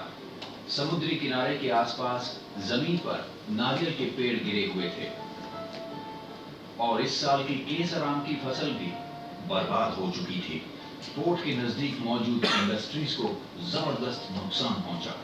गुजरात में 88,910 से ज्यादा घरों को नुकसान हुआ, 40,000 से ज्यादा पेड़ उखड़ गए, 1,49,000 हेक्टेयर में खड़ी फसल तबाह हो गई और 70,000 से ज्यादा बिजली के खंभे उखड़ गए। सेना और एनडीआरएफ दिन रात काम में जुटी हुई थी ताकि कोस्टल शहरों की कनेक्टिविटी फिर से शुरू की जा सके। नुकसान बहुत ज्यादा हुआ था और जब हमने अंदाजा लगाया तो पता चला कि $1.5 अरब यानी 11,500 करोड़ रुपए का नुकसान हुआ था। हर साल अरब सागर और बंगाल की खाड़ी में करीब आधा दर्जन साइक्लोन बनते हैं। 1998 में गुजरात में जो साइक्लोन आया था उससे 1000 से ज्यादा लोग मारे गए थे। 1999 में उड़ीसा में आने वाले साइक्लोन में करीब 10,000 लोगों की जानें गई थी। 2017 में केरल और तमिलनाडु को अपना निशाना बनाने वाले साइक्लोन ने 365 लोगों की जान ली थी। और अब 2021 में साइक्लोन ताउते ने पश्चिमी भारत में करीब 200 लोगों को खत्म कर दिया।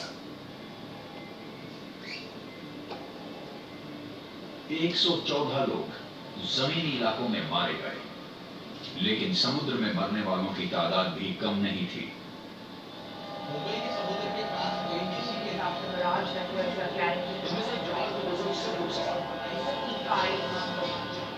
मुंबई के कोस्ट के नजदीक हीरा ऑयल फील्ड में एक बार्ज और एक टग बोट के डूब जाने से 86 लोगों को अपनी जान गंवानी पड़ी।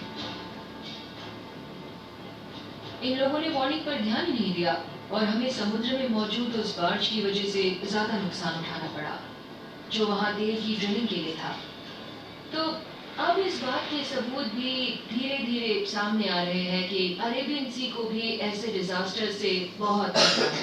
ये देखा जाता रहा है कि अपने ज्यादा गर्म पानी की वजह से बंगाल की खाड़ी में ठंडे अरब सागर के मुकाबले ज्यादा साइक्लोन आते हैं, लेकिन अब साइंटिस्ट को ये बात बदलती दिख रही है। भारत को क्लाइमेट चेंज की वजह से बहुत खतरा है।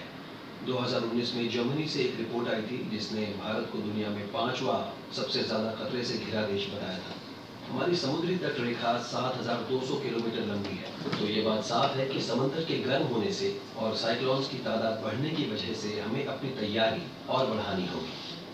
पूरी दुनिया में समुद्र का तापमान पिछले 100 साल में करीब 10% बढ़ा है। हिंद महासागर दूसरे महासागरों के मुकाबले 4.6% ज्यादा गर्म है। इसका मतलब है कि यहाँ अब साइक्लोन्स बढ़ते जाएंगे। ताउते के आगे बढ़ने पर मैच डिपार्टमेंट लगातार नजर रखे हुए थी, तो सैटेलाइट्स, शिप्स और कोस्टल ऑब्जर्वेटरी से मिली सूचना के आधार पर उसके फोरकास्ट बेहतर हुए, जिससे कम लोगों की जानें गईं। दुनिया के इस हिस्से में साइक्लोन से जुड़ी दास्तान में बस एक ही उम्मीद की किरण दिखती है कि हमारी फोरकास्टिंग पहले से अब बेहतर भी है। साइक्लोन ताउते भारत के लिए एक चेतावनी है कि जलवायु में बदलाव की वजह से अब उसकी पश्चिमी कोस्टलाइन को हर साल ही ऐसा कुछ झेलना पड़ सकता है। सबसे अच्छा बचाव हमें कुदरत के जरिए ही हासिल होगा। बहुत सारे पेड़, खासकर मैंग्रोव, जंगल जैसे तूफानों का सामना करने के मामले में कुदरती सिस्टम का एक बहुत ही खास हिस्सा रहे हैं और सबसे अच्छा बचाव हमें कुदरत से ही मिलेगा। साइक्लोन ताउते को एक चेतावनी माना जाना चाहिए कि भविष्य में क्या कुछ हो सकता है। आने वाले वर्षों में बार बार और इससे भी ज्यादा बड़े और खतरनाक साइक्लोन आ सकते हैं और ये तेज रफ्तार और भयंकर साइक्लोन खतरे और तबाही दोनों की वजह बनेंगे। ये भारत की लंबी कोस्टलाइन के आसपास रहने वाले लोगों की जिंदगी हमेशा के लिए बदल सकती है।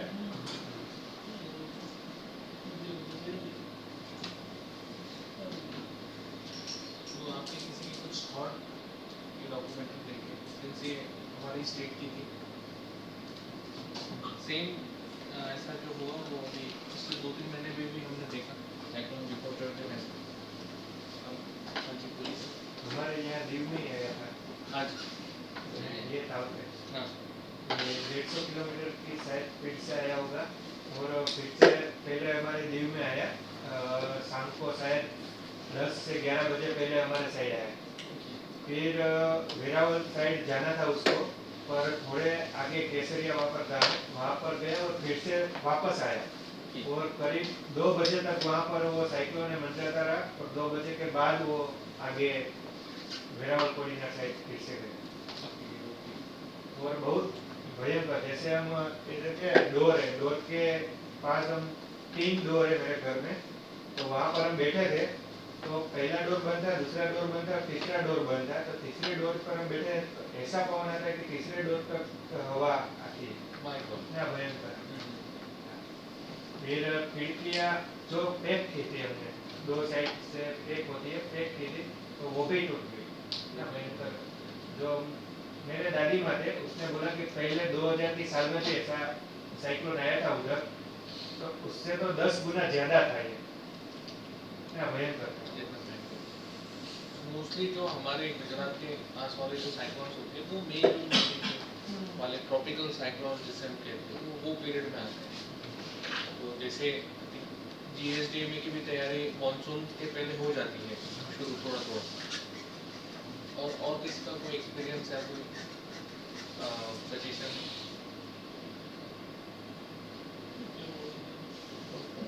हाँ जी, हम भी उसमें ही रह सकते, वो आप भी उसमें ही रहते हैं। हाँ जी, एक विलेज सेक्रेटरी जो तलाटी का मंत्री होते हैं, वो उनकी एक बैच थी, वो मैं ले रहा था। तो उन्होंने एक एक्सपीरियंस शेयर किया था मैडम ने कि ऊपर से मामलादार डिजास्टर की ऑर्डर्स आए थे और कि आप रिपोर्ट दो। और अब इसको अजीब बात ऐसी कहे हैं कि आप रिपोर्ट ऑफिस में आके दो। और इनको पता भी था कि पूरी रोड कनेक्टिविटी नहीं है, कोई ट्रांसपोर्ट के लिए मिलेगा नहीं, फिर भी आप आके दो। तो उन्होंने कहा कि मैं कैसे दूँ सर, आप ही बताओ। इसका मेरे पास कोई जवाब नहीं था। अब यही होता है कि हम जो पर्टिकुलर जो पीरियड है डिजास्टर का, उसके पहले कितनी तैयारी करें, कैसी तैयारी करें और कितना हम सोचें, ताकि अगर फॉर एग्जांपल हम तो नॉर्मल लाइफ है, हमारे काफ़ी प्रिविलेज सोसाइटी से हम आते हैं, लेकिन फॉर एग्जांपल अगर कोई प्रेग्नेंट हो लेडी या फिर वल्नरेबल हो, जैसे आपकी दादी माँ थे, कोई उनको अगर कोई प्रॉब्लम हो, कोई दिव्यांग अगर कोई व्यक्ति हो हमारे घर में, तो उनकी भी सेफ्टी हम कैसे करें। ये तो नॉर्मल लोगों की हम ट्रेनिंग में इतना सोचते हैं, तो यहाँ पे थोड़ी डिसेबिलिटीज़ की भी ट्रेनिंग होती है कि हम वो कैसे टैकल कर पाए। और इसके कोई थॉट्स? हमारे पास और भी कोई डॉक्यूमेंट्री है, आप चाहते हैं तो हम देख सकते हैं, वरना हम लंच के लिए जा सकते हैं।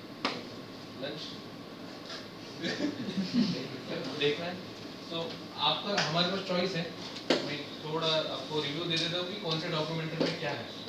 साइक्लोन ये जो चमोली वाला है, ये उत्तराखंड का जो डग फुटी हुई थी, जो क्राउड बर्स्ट हुआ था, वो है जिसमें 2 प्लांट्स बह के चले गए थे। ये विशाखापट्टनम गैस लीक का डॉक्यूमेंट्री है। तो कोविड-19 के टाइम पे जब लॉकडाउन हो गया था, तो LG पॉलीमर्स की जो बड़ी बड़ी इंडस्ट्रीज थी, उसमें रिएक्शन हो गया था। फॉर एग्जांपल जो भोपाल गैस ट्रेजेडी जो हुई थी, तो उसके कंटेक्स्ट में ये जोड़ा जा सकता है। उत्तराखंड फॉरेस्ट फायर्स में जंगलों में आग लग गई थी पिछले थोड़ी हीट के कारण, सो वो डॉक्यूमेंट्री है। मुंबई फ्लड्स तो हम जानते ही हैं, यहाँ पे भी जो फ्लड्स आते हैं तो सिमिलर कंडीशन की ये है। जो नीचे है सिंगम हमें नहीं देखना है विवेकानंद फ्लाईओवर फेल, ये हमारे इम्पोर्टेंट हो सकते हैं। मैं चाहता हूँ कि ये देखें हम, तो इसमें इंजीनियरिंग कैसे प्रॉब्लम कर सकता है, खराब क्वालिटी का अगर कोई स्ट्रक्चर बनाया जाए तो लोगों के लिए कैसा मुसीबत, वो कैसा डिजास्टर होता है। रायगढ़ लैंडस्लाइड है, ये भी काफ़ी अच्छा है। इसमें एक गांव है तलिये करके, ये पूरा रात को पता ही नहीं चला कि ये गांव गया करके, लैंडस्लाइड हो गया, पूरा डूब गया, पूरा दब गया। और फिर ये अमरी हॉस्पिटल फायर, जैसे हमारा तक्षशिला का जो इंसिडेंट हुआ था कुछ सालों पहले, जिसमें काफ़ी बच्चे गुजर गए थे, सेम लाइंस पे ये अमरी हॉस्पिटल फायर भी हुआ था। तो आप बताइए कि कौन सा देखें? फ्लायर वाला देखें।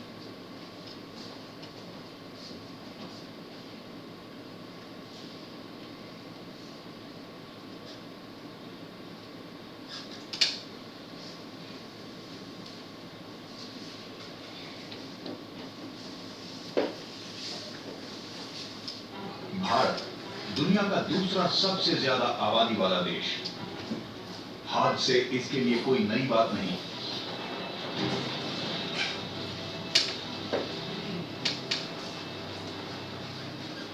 हाथ से इंसान के बनाए भी और कुदरती भी। ये मेरे लिए किसी बुरे सपने जैसा था। खिड़कियों के दरवाजे टूट रहे थे, लोग इधर उधर भाग रहे थे।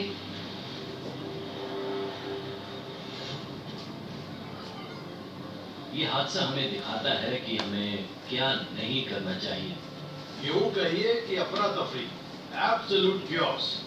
इस सीरीज में देखिए हादसे होते हुए। जायजा लीजिए रेस्क्यू मिशन का कि हम लोग बिल्कुल फास्ट मोबिलाइज कर रहे थे। सुनिए एक्सपर्ट्स को कि वो क्या वजह बताते हैं इन हादसों की। क्लाइमेट में बदलाव दिखने लगे हैं और आने वाले दिनों में और बदतर होंगे। प्रॉपर्टी की नुकसान की भरपाई तो हो सकती है, लेकिन हम चाहते हैं कि किसी की जिंदगी ना जाए। Decoding disasters. Vivekananda flyover collapse March 2016। Kolkata का बड़ा बाजार, ये है इस शहर का सबसे बिजी होलसेल मार्केट। यहाँ की संकरी सड़कों पर कारोबार जोरों से चल रहा है। जो सड़कें अंग्रेज शासन के दौर से अब तक नहीं बदली, वहां भीड़ है कारोबारियों और गाड़ियों की। विवेकानंद फ्लाईओवर अभी बन रहा था और उम्मीद थी कि इसके चालू होने पर बेहद भीड़ भाड़ वाले इस इलाके का ट्रैफिक जैम खत्म हो जाएगा। लेकिन 31 मार्च 2016 को एक हादसा हो गया। फ्लाईओवर अचानक ही ढह गया।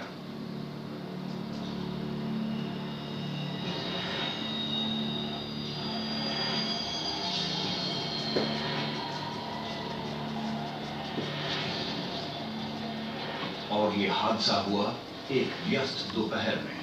मैं अपने दुकान पर शॉपकीपिंग कर रहा था। उस वक्त एक बहुत ही भयानक आवाज आई। जब हम लोग ने बाहर निकल के देखा तो देखा कि ब्रिज जो बन रहा है वो अचानक से गिर गया और वहां पर पूरा धुआं हो गया था और कुछ भी दिखाई नहीं दे रहा था। ये फ्लाईओवर कोलैप्स हुआ है कलकत्ता के ग्रीश पार्क एरिया में, बड़ा बाजार एरिया में, जो कि बहुत कंजेस्टेड एरिया है। कंक्रीट के बड़े बड़े स्लैब्स और मुड़े तुड़े स्टील गर्डर्स के नीचे लोग और गाड़ियां कुचली गई। हमारे घर के सामने ब्रिज के नीचे एक लॉरी कुचली गई। ड्राइवर और हेल्पर दोनों ही मौके पर मारे गए। उनकी बॉडीज पुल के नीचे इतनी बुरी तरह फंसी थी कि रेस्क्यू करने वालों को उनके शरीर काटने पड़े। फ्लाईओवर के 140 मीटर लंबे हिस्से के जबरदस्त भार ने नीचे मौजूद दुकानदारों, वहां से गुजर रहे लोगों और फर्स्ट रिस्पॉन्डर्स को भी कुचल दिया। रेस्क्यू में मन में थोड़ा डर था कि हम लोग भी इसमें कुछ ना हो जाए। कुछ लोगों को बाहर निकाले, कुछ लोगों को बचाए। बहुत सारे यहाँ पे दबे हुए थे, बस, गाड़ी, रिक्शे वाले, ऑटो वाले। एनडीआरएफ की 10 टीम्स के 389 डिजास्टर स्पेशलिस्ट्स बचाव अभियान में जुट गए। मलबे में दबे लोगों को निकालने के लिए बहुत एहतियात की जरूरत थी, क्योंकि यहाँ मामला था लेवरेज और ग्रेविटी का। ये भारी स्ट्रक्चर रेस्क्यू एक्सपर्ट्स के लिए एक चुनौती बन गया था। जिंदा बचे लोगों को ढूंढना उनकी प्राथमिकता थी। हमने इस पॉसिबिलिटी को देखा कि हमें कोई लाइव विक्टिम्स मिल जाए। इस मामले में तेजी से मलबे को हटाने की कोई गुंजाइश नहीं थी, क्योंकि शुरुआती 72 और कभी-कभी 96 घंटों तक भी किसी के जिंदा बचने की संभावना थी। रीइंफोर्स्ड कंक्रीट के बड़े बड़े स्लैब्स को हटाने के लिए गैस कटर्स और हेवी मशीनरी को लाया गया। काफी बड़ा एरिया फ्लाईओवर का था, बहुत डिफिकल्ट था। जो अदर सपोर्टिंग मटेरियल्स होते हैं वो भी उसमें काफी, तो एक बहुत ही चैलेंजिंग सिचुएशन थी हमारी। पर फिर भी हमारी टीम ने कटिंग स्टार्ट करी। ये पेचीदा रेस्क्यू ऑपरेशन 72 घंटे चला। इस फ्लाईओवर के ढहने के कारण 27 लोग मारे गए और 80 जख्मी हुए। ये मेरे लिए किसी बुरे सपने जैसा था, लेकिन ये सच था कि काफी लोग घायल हुए थे और मारे भी गए थे। ये मेरे लिए वाकई एक काला दिन था। IVRCL ने 2009 में विवेकानंद फ्लाईओवर को बनाना शुरू किया था, लेकिन 7 साल में 2.2 किलोमीटर लंबे इस ओवरब्रिज का सिर्फ 900 मीटर हिस्सा ही बना था। विवेकानंद फ्लाईओवर जहां बनना था वो एक पेचीदा जगह थी। सड़कें संकरी थी और इस स्ट्रक्चर के आसपास बहुमंजिली इमारतें थी। इतने लंबे फ्लाईओवर को बनाने के मामले में डिजाइन और उसे लागू करने से जुड़ी हर डिटेल अहम होती है और इस्तेमाल होने वाले मटेरियल्स की क्वालिटी भी बढ़िया होनी चाहिए। ये उन लोगों की नाकामी है जिन्होंने इसे बनाया, जिन्होंने इसे डिजाइन किया, जिन लोगों ने ऐसा होने की इजाजत दी। जिनकी निगरानी में ये काम चल रहा था वो सब नाकाम रहे। ये हादसा देर सवेर होना ही था। एक्सपर्ट्स बताते हैं कि इसके लिए डिजाइन की गड़बड़ी और इंसानी लापरवाही मुख्य रूप से जिम्मेदार थी। सबसे बड़ी नाकामी उनकी है जिन्होंने इस डिजाइन की अनुमति दी, उनकी भी जिन्होंने इस डिजाइन को बनाया। इसके ढहने से एक दिन पहले सेक्शन के दोनों डेक्स को लिक्विड कंक्रीट से भरकर सूखने के लिए छोड़ दिया गया था। दो cantilever steel arms flyover arch के हर छोर को सपोर्ट कर रही थी और उस बदकिस्मत दोपहर ये स्टील आर्म्स जवाब दे गई। कंक्रीट का वजन बहुत ज्यादा था और इसे बनाने वालों ने उन वार्निंग्स की तरफ ध्यान नहीं दिया जो इस स्ट्रेस्ड स्ट्रक्चर में नजर आने लगी थी। सपोर्ट करने वाले स्टील स्ट्रक्चर का डिजाइन ठीक नहीं था और ये एक बड़ी लापरवाही थी। जिन लोगों ने इसे बनाया वो कंक्रीट से तो वाकिफ थे, लेकिन उन्हें स्टील डिजाइनिंग की जानकारी नहीं थी। 164 करोड़ की इस प्रोजेक्ट की शुरुआत 2009 में की गई थी, लेकिन 2016 तक ये आधा भी नहीं बना था। हो रही हर देरी एक गंभीर लापरवाही को जन्म दे रही थी। कोलकाता प्रोजेक्ट को 2008 में पूरा कर लिया जाना था, लेकिन ये कई साल तक लटकता रहा क्योंकि बिल्डर इस प्रोजेक्ट के लिए और ज्यादा पैसे मांग रहा था। इसके अलावा एक प्रॉब्लम और भी थी। अगर कोई अधूरा प्रोजेक्ट इतने लंबे वक्त तक लटकता रहता है और धरती में अगर कोई हल्की सी मूवमेंट भी हो जाती है तो ये अधूरी बनी इमारत या प्रोजेक्ट ढह जाएगा। इन्वेस्टिगेटर्स का कहना है कि खराब मटेरियल्स और कामकाज में लापरवाही की वजह से ये फ्लाईओवर और कमजोर हो गया, जिसका डिजाइन पहले से ही खराब था। भारत में कंस्ट्रक्शन की क्वालिटी सबस्टैंडर्ड। अगर आप भारत में कंस्ट्रक्शन की क्वालिटी की तुलना साउथ एशिया या साउथ ईस्ट एशिया के देशों से करें तो आपको हैरतअंगेज फर्क नजर आएगा।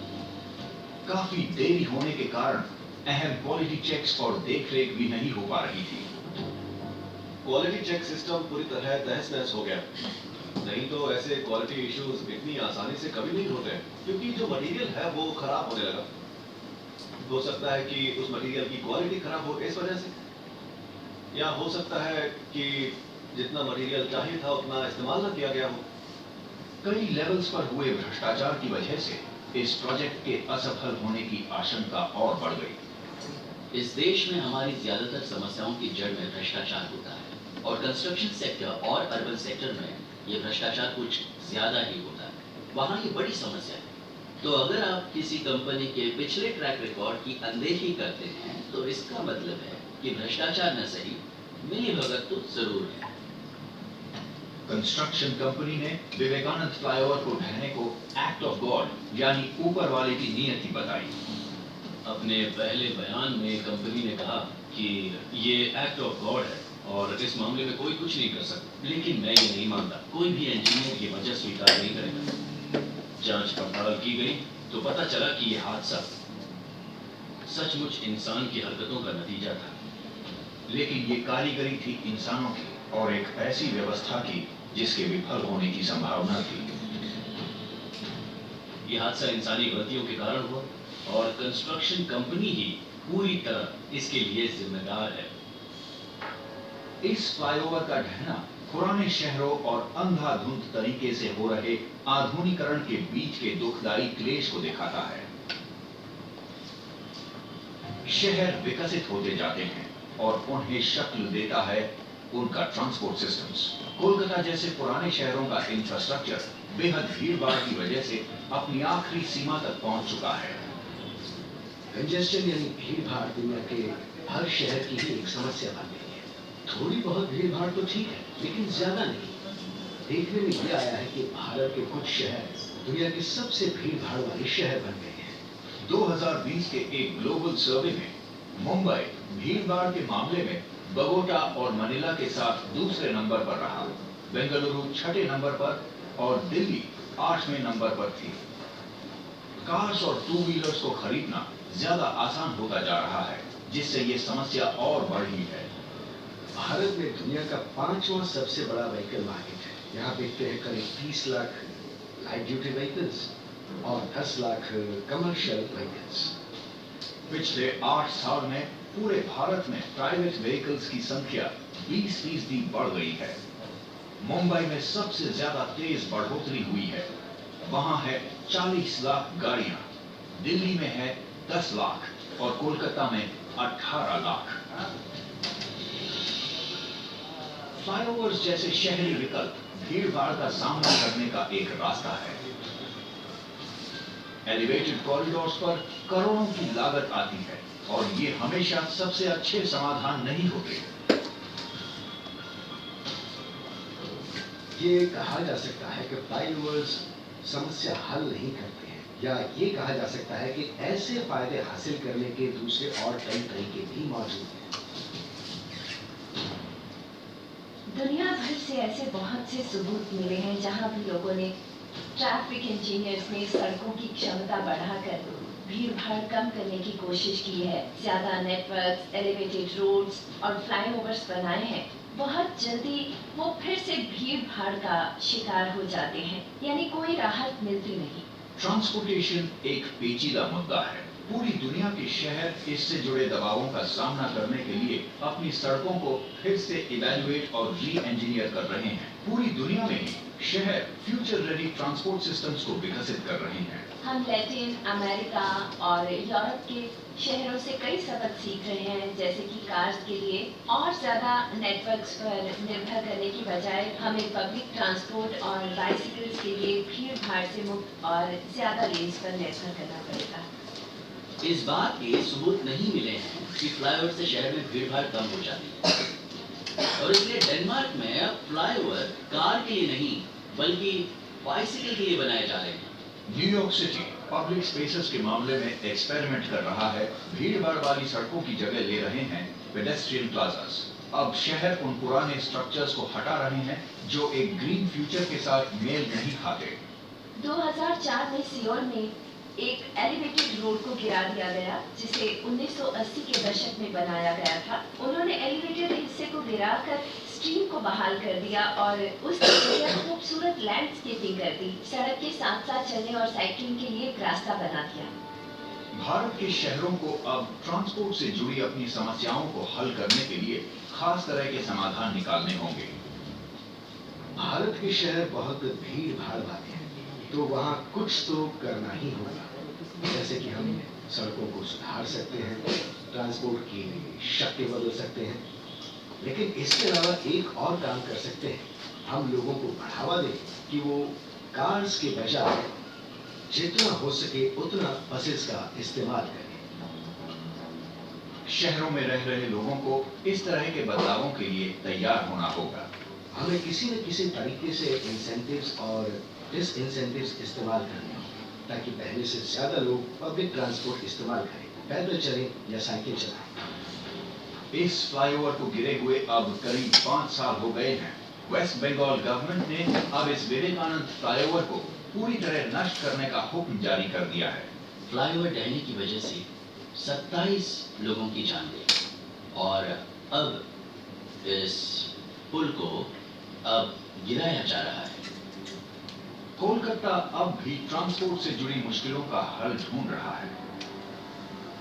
यहाँ 18 लाख व्हीकल्स हैं जिनके लिए सड़कें कम पड़ रही हैं। बड़ा बाजार में आज भी भीड़ भाड़ और कंजेशन है। विवेकानंद फ्लाईओवर का ये बचा खुचा हिस्सा ये याद दिलाता है कि विकास से जुड़े इंसान की अंधी दौड़ की कीमत कैसे शहरों को चुकानी पड़ती है।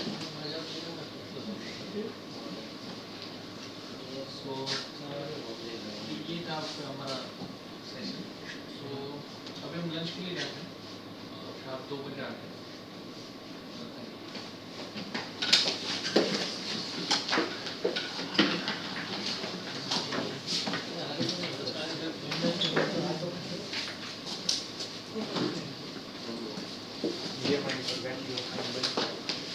गाड़ी ऊपर जो ये लट्टू बनाओ।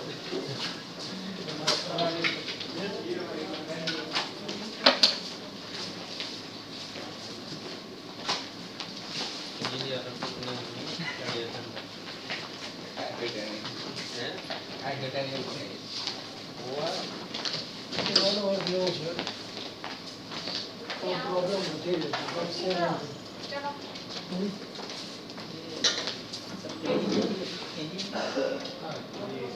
पालिका से कुछ सैनिटरी इंस्पेक्टर्स।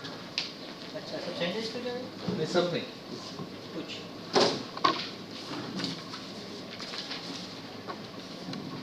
ये जो एग्जाम देके पास हुए अच्छा हाँ वही। अभी मॉकड्रिल 2 बजे है। हाँ इसके बाद नेगोशिएशन होगा फायर होगा, वो बताएंगे कि मॉकड्रिल कितने बजे? स्टेशन के बाद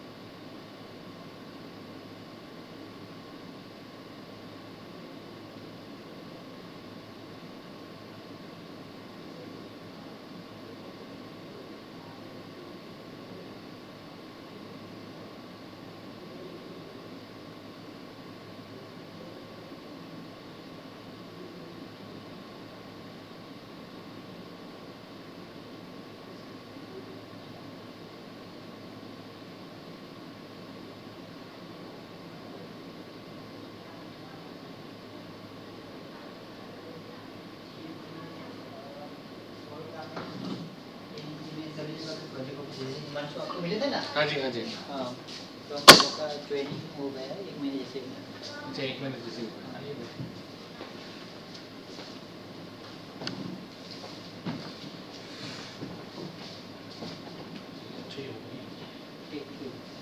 चलिए बैठिए ना जरा। इस पे आ गई।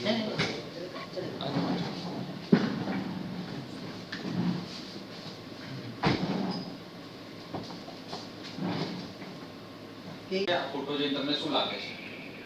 તમે શું વિચારો? ફોટો જો તો તમારા મગજમાં વિચાર શું આવે છે?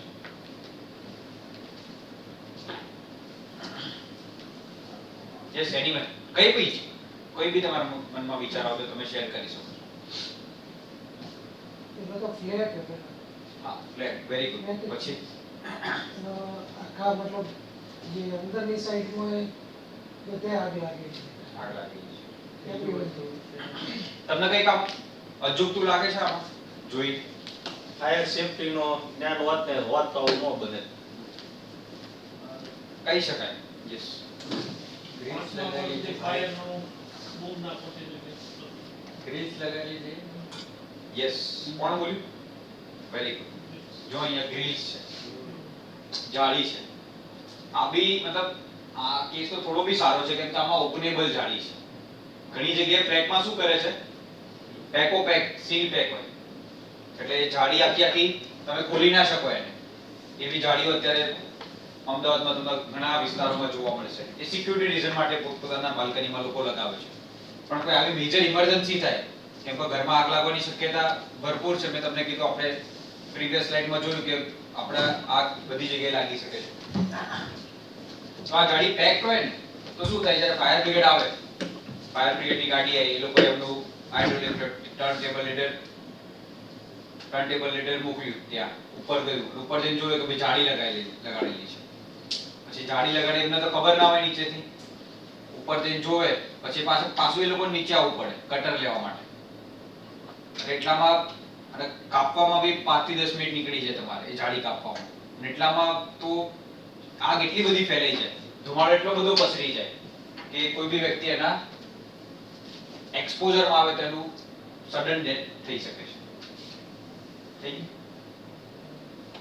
આ ચાલુ કરો. હા,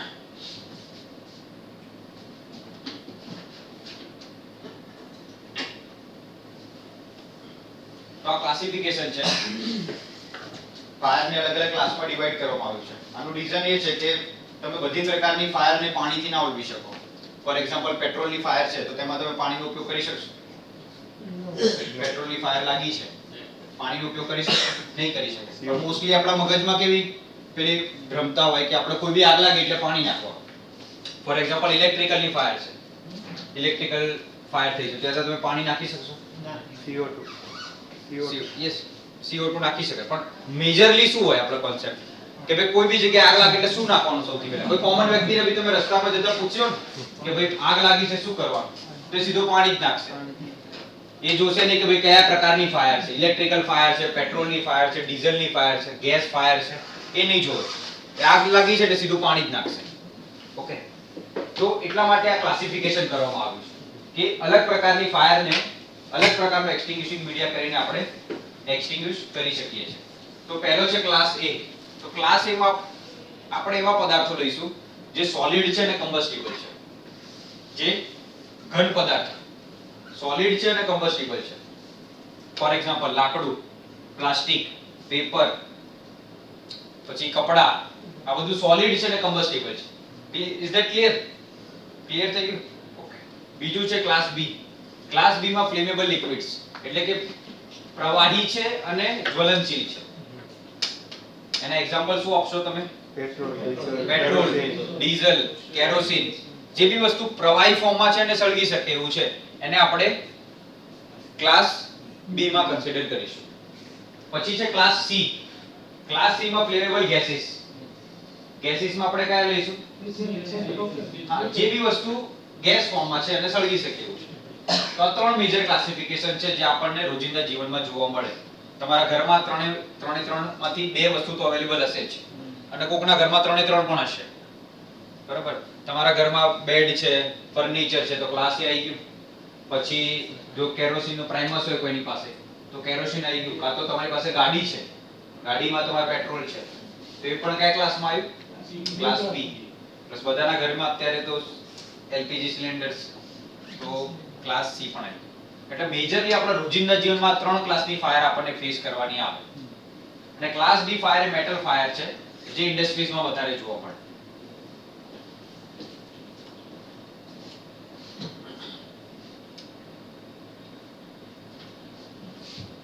Like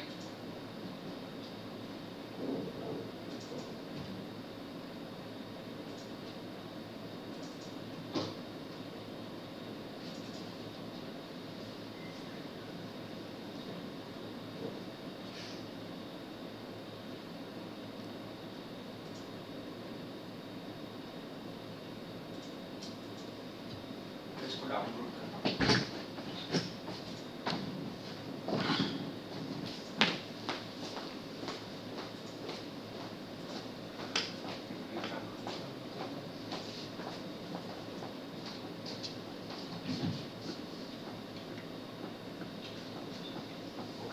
તો આ એક ટાઈમ વર્સિસ ટેમ્પરેચરનો કર્વ છે કે આગ જેમ જેમ આગ સમય વધે ને એમ આગની તીવ્રતા પણ વધે. ધારો કે પહેલી 1 મિનિટમાં ખુરશીમાં આગ લાગી છે, તો જેમ જેમ 1 ની 2 મિનિટ થશે, 2 ની 5 મિનિટ થશે, 5 ની 10 મિનિટ થશે, અને જો આગને આપણે કંટ્રોલમાં નહીં લાવીએ તો એનું સ્વરૂપ મોટું થતું જશે. સમજ્યા તમે? જેમ જેમ સમય વધે એમ એમ ફાયરનું સ્વરૂપ પણ વધતું જાય. ધારો કે અહીંયા પહેલા અત્યારે ટેમ્પરેચર કેટલું છે મોબાઈલમાં જુઓ તો,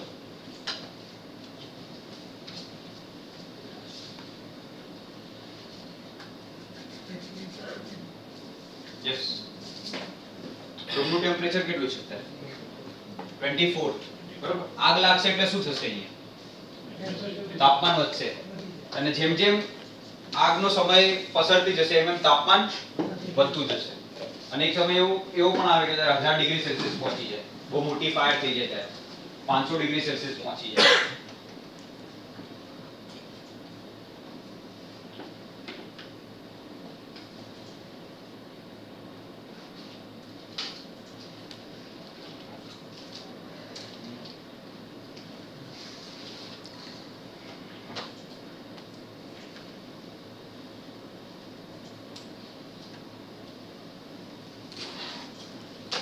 તો આ એક ટેસ્ટિંગ કરવામાં આવ્યું હતું જેમાં એક બાજુ છે લીગસી રૂમ અને એક બાજુ modern room.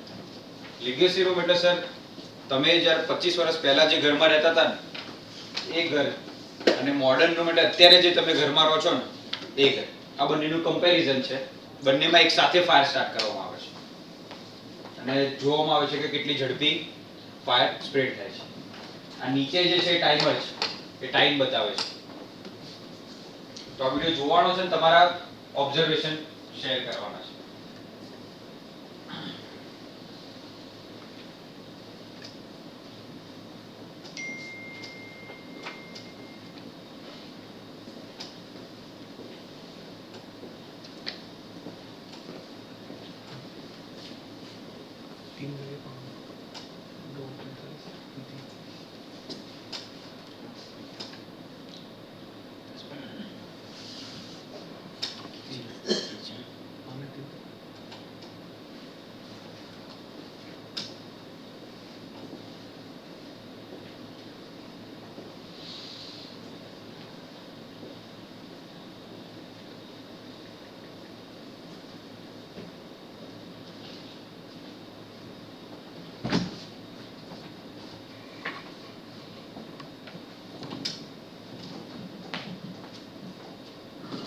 Yes.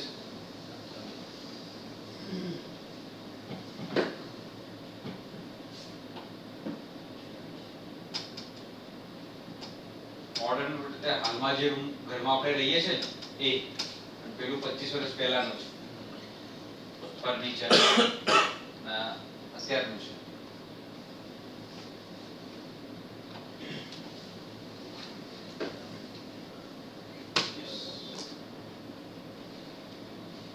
Comments and suggestion please પાછળ. યસ, શું તમને આ વિડિયો જોઈને શું લાગ્યું?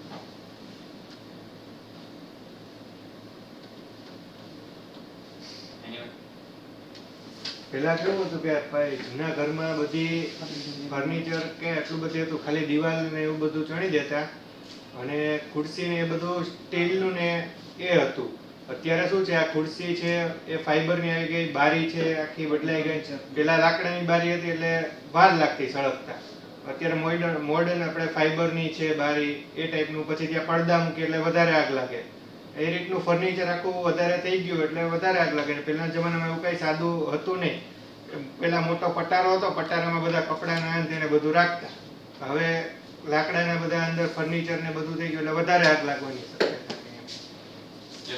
યસ તમારું શું કહેવું છે? પેલા ભાઈજી કે છે સાચું છે. 25 વર્ષ પહેલા તમે ઘર જોયું હશે, આ ભાઈએ નહીં જોયું. એનીવન? પહેલાના જમાનામાં પીઓપી નતું અને મોડર્નમાં અત્યારે પીઓપી ને બધું વપરાતું. પીઓપી એ ઝડપી આગને પકડી. Very good. પછી એટલે ઝડપી એનું આગનું સ્થળાંતર ઝડપી થયું. આ બહુ ઝડપી ફેલાય. અત્યારે એવું થઈ ગયું છે કે જે બી મટીરિયલ આપણે અત્યારે ઘરમાં ફર્નિચરમાં યુઝ કરીએ છીએ એ બહુ જ્વલનશીલ પદાર્થો યુઝ કરીએ છીએ. ફોર એક્ઝામ્પલ આપણે જે સૂવા માટે મેટ્રેસ યુઝ કરીએ છીએ એ ફોમનું બનેલું હોય છે. સ્પોન્જ ફોમ હોય ને એનું. હવે ફોમ છે એક પેટ્રોકેમિકલ પ્રોડક્ટ છે. પેટ્રોકેમિકલમાંથી એ પ્રોડક્ટ બનાવવામાં આવે છે જે આગને બહુ ઝડપી કેચ કરે અને એકવાર લાગે એટલે બહુ ઝડપી ફેલાય. બરોબર? આ તો એક એક્ઝામ્પલ આપ્યું. એના સિવાય પ્લસ આપણે જે પેઇન્ટ કરીએ છીએ ને અત્યારે એ પણ જ્વલનશીલ હોય છે. દિવાલોમાં પણ આગ લાગે કે પછી આપણે અત્યારે અલગ અલગ પ્રકારના પેઇન્ટ આપણે ઘરમાં કરતા હોઈએ છીએ ડેકોરેશન પર્પસ માટે. તો એ પેઇન્ટ પણ આ બહુ ઝડપી ફાયરને પકડી જાય. દિવાલોમાં પણ આગ લાગી શકે છે. પ્લસ આપણે જે પહેલા ફર્નિચર યુઝ કરતા હતા એ પ્યોર ફોર્મનું લાકડું યુઝ કરતા હતા. કારણ કે લાકડું હોય તો એને શેપ આપીને એને કાપીને પછી એનું ફર્નિચર તરીકે આપણે ઉપયોગ કરતા હતા. બરોબર? અત્યારે જે ફર્નિચરમાં આપણે યુઝ કરીએ છીએ ભૂસું યુઝ કરીએ છીએ. મિકેનિકલ વુડ કહેવાય એને. પ્રોસેસ વુડ કહેવાય. જેમાં આપણે પ્રોસેસ કરીને આ તમે આ ટેબલને જ જોઈ લો. આ ભૂસાનું બનેલું ટેબલ છે જે ફાયરને બહુ ઝડપી કેચ કરશે. બરોબર? એટલે પહેલાની કમ્પેરિઝનમાં અત્યારે આપણી પાસે રિસ્ક વધી ગયું છે એમ કહેવાય ને. પહેલા રિસ્ક ઓછું હતું, અત્યારે રિસ્ક વધારે છે. તો શું કરાય આપણે?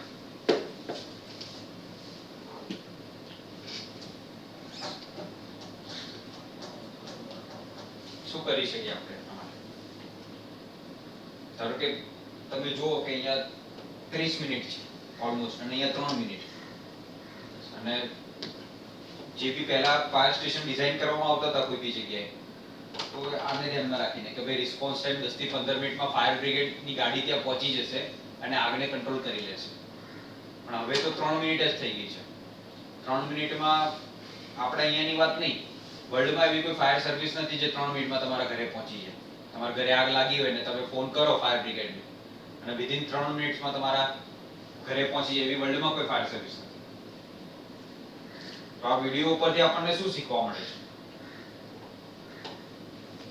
યસ, તમે લોકો બોલશો તો આમ સારું રહેશે. ઇન્ટરેક્શન કરીને આપણે વધારે સારું મોડર્ન કરતા એટલે લેગાસી રે પહેલાના રે એ કમ્ફર્ટેબલ હે. એટલે પાછું આપણે 25 વર્ષ પહેલા જવું પડશે. હા, જવું પડશે. એને અનુસંધાન હેડવું પડશે.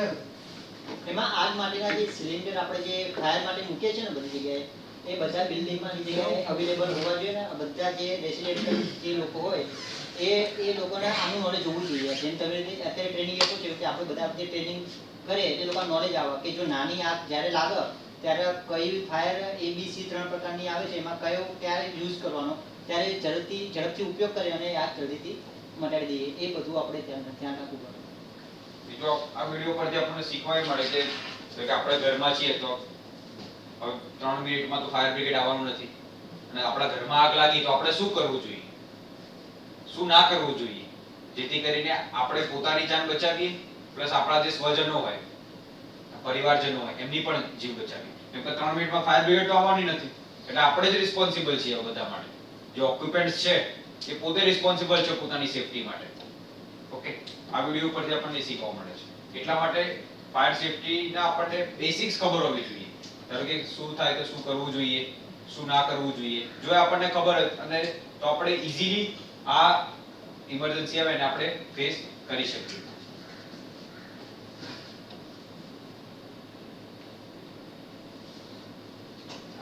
એક ગ્રેન્ડફેલ ટાવરનું ઇન્સિડન્ટ છે. એમાં 100 મીટરની બિલ્ડિંગ છે અને આખી કાચની બિલ્ડિંગ છે. કાચની બિલ્ડિંગ બહુ ડેન્જરસ આવે. આમ દેખાવામાં બહુ સારી લાગે આપણને, ફોટા પડાવવાની ને ઇન્સ્ટાગ્રામ ફેસબુક ઉપર મૂકવાનું ગમે આપણને કાચની બિલ્ડિંગ, પણ જ્યારે ફાયર લાગે ત્યારે આ બહુ ડેન્જરસ હોય. કેમ કે એક ફ્લોર ઉપર આગ લાગે ને એટલે શું થાય કે એક બાજુ નેગેટિવ પ્રેશર ક્રિએટ થાય ને એક બાજુ પોઝિટિવ પ્રેશર ક્રિએટ થાય. એના લીધે શું થાય કે કાચ બ્રેક થઈ જાય. કાચ બ્રેક થાય ને એના ઉપરનું જે લેયરિંગ હોય ને, કોટિંગ કરેલું હોય, એ ફ્લેમેબલ કોટિંગ હોય, એલ્યુમિનિયમ કોટિંગ, જે કો ફ્લેમેબલ હોય, જ્વલનશીલ હોય. એટલે એક ફ્લોર ઉપર આગ લાગે તો બધા ફ્લોર ઉપર પહોંચી જાય. આમાં એવું જ થયું. 10મા માળે આગ લાગે છે અને એના લીધે કિચનમાંથી આગ સ્ટાર્ટ થાય છે અને આખી બિલ્ડિંગ ફાયરમાં ઇન્વોલ્વ થઈ ગઈ છે. આવી કન્ડિશનમાં બહુ ડિફિકલ્ટ. અત્યારે તો વર્ટિકલાઇઝેશન વધી રહ્યું છે. તમે ગિફ્ટ સિટી કોઈ વિઝિટ કરેલી છે? Gift city Gandhinagar. તમે મોસ્ટલી કયા ડિસ્ટ્રિક્ટમાંથી આવો છો? ભાવનગર. પછી ઓકે, એટલે આખું સૌરાષ્ટ્ર છે. તો રાજકોટમાં પણ અત્યારે બિલ્ડિંગો આવી રહી છે 50 મીટર 70 મીટર. સુરતમાં પણ છે. ગિફ્ટ સિટીમાં તો તમે વિઝિટ કરો તો ત્યાં બધી બિલ્ડિંગની હાઈટ મિનિમમ 100 મીટર હોય. 100 મીટરની બિલ્ડિંગ હોય. હવે આવી બિલ્ડિંગમાં આગ લાગે એટલે બહુ ડિફિકલ્ટ હોય. કેમ કે એક તો હજારો લોકો એમાં રહેતા હોય. 100 મીટરની બિલ્ડિંગ એટલે હજારો 1000-2000 જણા અંદર નોકરી કરતા હોય તો રહેતા હોય. તો આવી બિલ્ડિંગમાં આગ લાગે એટલે અફરાતફરી મચી જાય, ભાગદોડ મચી જાય અને એના લીધે જે સ્ટેમ્પેડના લીધે ઘણા લોકોનું મૃત્યુ થઈ જાય. પણ કોઈ પણ આગ જ્યારે ઇન્સિપિયન્ટ સ્ટેજમાં હોય, નાના તબક્કામાં હોય અને આપણને ખબર પડી જાય તો એ આગને આપણે કંટ્રોલ કરી શકીએ. કે આપણે શીખીશું આજે. હવે કોઈ કહી શકે કે બિલ્ડિંગની બહાર ફાયર લાગી છે અને બિલ્ડિંગની અંદર ફાયર લાગી છે, તો કઈ ફાયર વધારે ડેન્જરસ હશે? બિલ્ડિંગની અંદર યસ સર. બહાર વાળી. કેમ?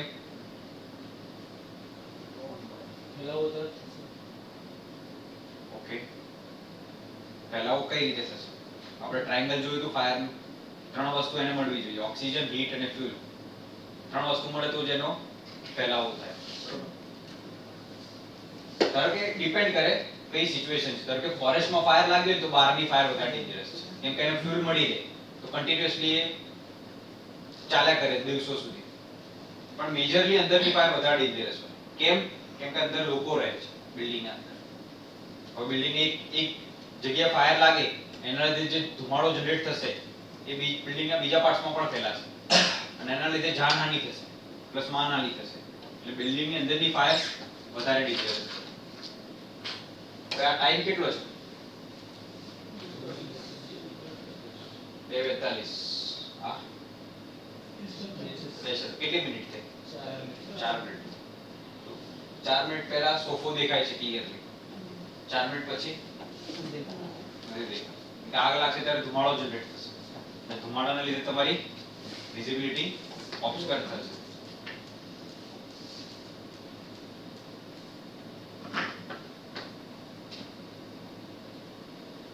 અમુક વેજ છે, આગ છે, જેના લીધે બિલ્ડિંગમાં એક ફ્લોર ઉપરથી બીજા ફ્લોર ઉપર આગ કે ધુમાડો એક જગ્યાએથી બીજી જગ્યાએ જાય છે. એક તો લિફ્ટ. કોઈ પણ ઇમરજન્સી થાય ત્યારે આપણે લિફ્ટનો ઉપયોગ કરવો જોઈએ કે ના કરવો જોઈએ? કેમ ના કરવો જોઈએ? લિફ્ટ બંધ થઈ ગઈ તો આપણે હલવાઈ જાય. Yes, very good. એક પોઈન્ટ. બીજો? સફોકેશન. સફોકેશન. ઓકે. કેમ કે જ્યારે ફાયર લાગે ને ત્યારે એક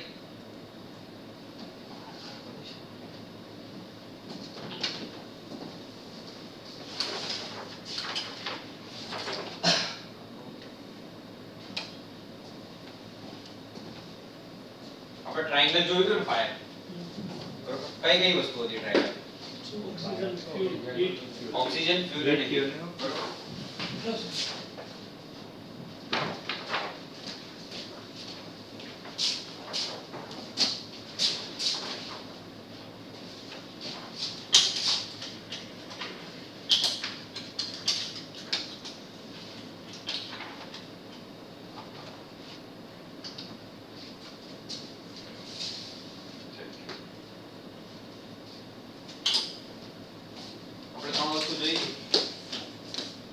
કઈ કઈ હતી? Heat, fuel, oxygen. ઓક્સિજન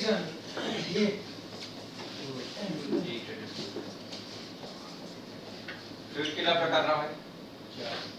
કયા કયા? ક્લાસ A માં શું આવશે? ક્લાસ B,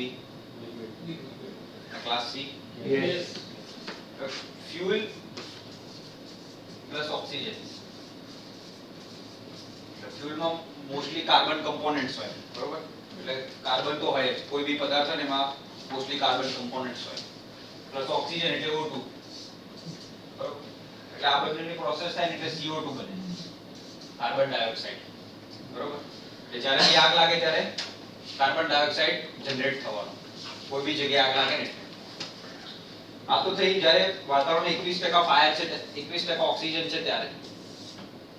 વાતાવરણમાં અત્યારે 21% છે, આ રૂમમાં 21% ઓક્સિજન છે, એટલે કાર્બન ડાયોક્સાઇડ જનરેટ થશે. પણ જેમ જેમ ફાયર ફેલાતી જશે એમ ફાયર ઓક્સિજનને કન્ઝ્યુમ કરશે.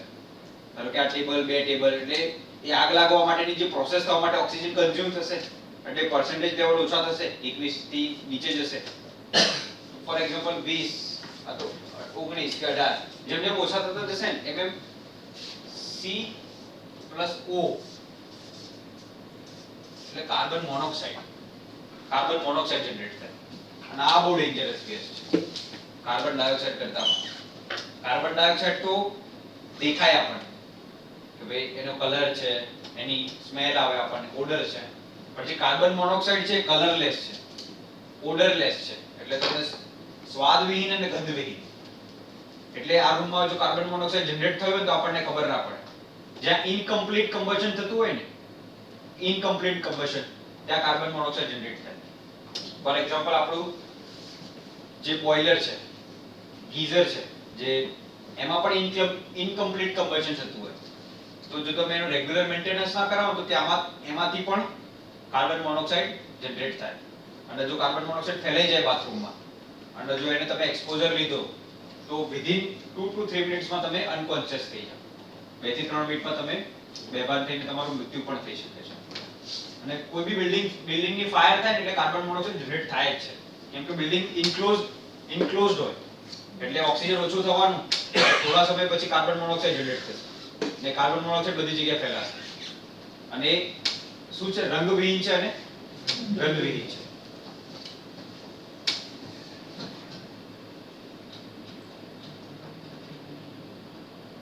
આ ઇન્સિડન્ટ વિશે કોઈને ખબર છે? Yes please. તમને શું ખબર છે? ટ્યુશન ક્લાસીસમાં છોકરો જે આગ લાગવાથી મૃત્યુ પામ્યો.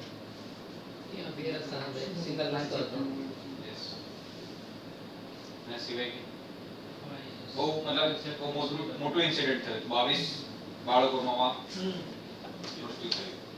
એવું થયું હતું કે લોકોએ પોતાનો જીવ બચાવવા માટે, તમે આ ઇમેજ જોઈ શકો કેટલી ભયાનક ઇમેજ છે. બાળકોએ 15 થી 16 વર્ષ, 17 વર્ષના બાળકોએ પોતાનો જીવ બચાવવા માટે, કેમ કે આગ એટલી બધી લાગી ગઈ છે, એટલી બધી ફેલાઈ ગઈ છે. જેને કોઈ આગ ફેસ કરેલી છે? કોઈ ક્યારે ફાયર ઇન્સિડન્ટમાં કોઈ ફેસ કરેલું છે? તો આગ જ્યારે લાગે ત્યારે બહુ મતલબ ભયભીત સિચ્યુએશન ઊભી થઈ જાય છે. તો કેસ સ્ટડી આપણે જોઈશું. આ ટિપિકલ બિલ્ડિંગ છે. આ બિલ્ડિંગમાં ચડવાનું ઉતરવા માટે ખાલી એક જ સ્ટેરકેસ હોય છે. બિલ્ડિંગના અંદર પર જવા માટે નીચે ઉતરવા. બિલ્ડિંગમાં કોમર્શિયલ શોપ્સ હોય છે, nursing home, coaching institute, gym, અહીંયા કોચિંગ ઇન્સ્ટિટ્યૂટ.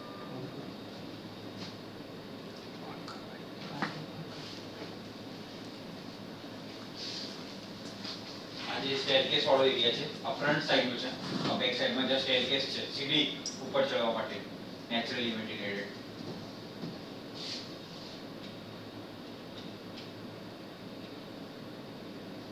તો આમાં આગ સ્ટાર્ટ થવાનું રીઝન એ હોય છે કે અહીંયા કોમ્પ્રેસર હોય છે એસી, ત્યાંથી ફાયર સ્ટાર્ટ થાય છે કોમ્પ્રેસરમાંથી.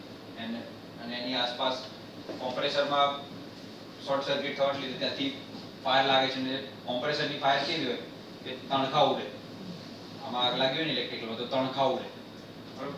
તણખા ઉડવાના લીધે અહીંયા ટુ વ્હીલર પાર્ક કરેલા હોય છે નીચે જે ગ્રાઉન્ડ ફ્લોર પર, તો આપણે ટુ વ્હીલરમાં સીટ રેક્ઝિનની હોય, ફોમની હોય, જે સીધી આગને પકડી લે, ખેંચી લે, અને એના લીધે ફાયરનું સ્વરૂપ વધી. પ્લસ અહીંયા બેનર લગાડેલું હોય છે એડવર્ટાઇઝમેન્ટ માટે, તે અગેન એક પેટ્રોકેમિકલ પ્રોડક્ટ આવે છે. અને આની વાત કરીએ તો આ પણ એક બેનર છે. બરોબર, અહીંયા ઇલેક્ટ્રિકલ ડક્ટ્સ હોય છે, તો આ અહીંયાથી ઉપર જાય છે આપણે વિસ્તારમાં.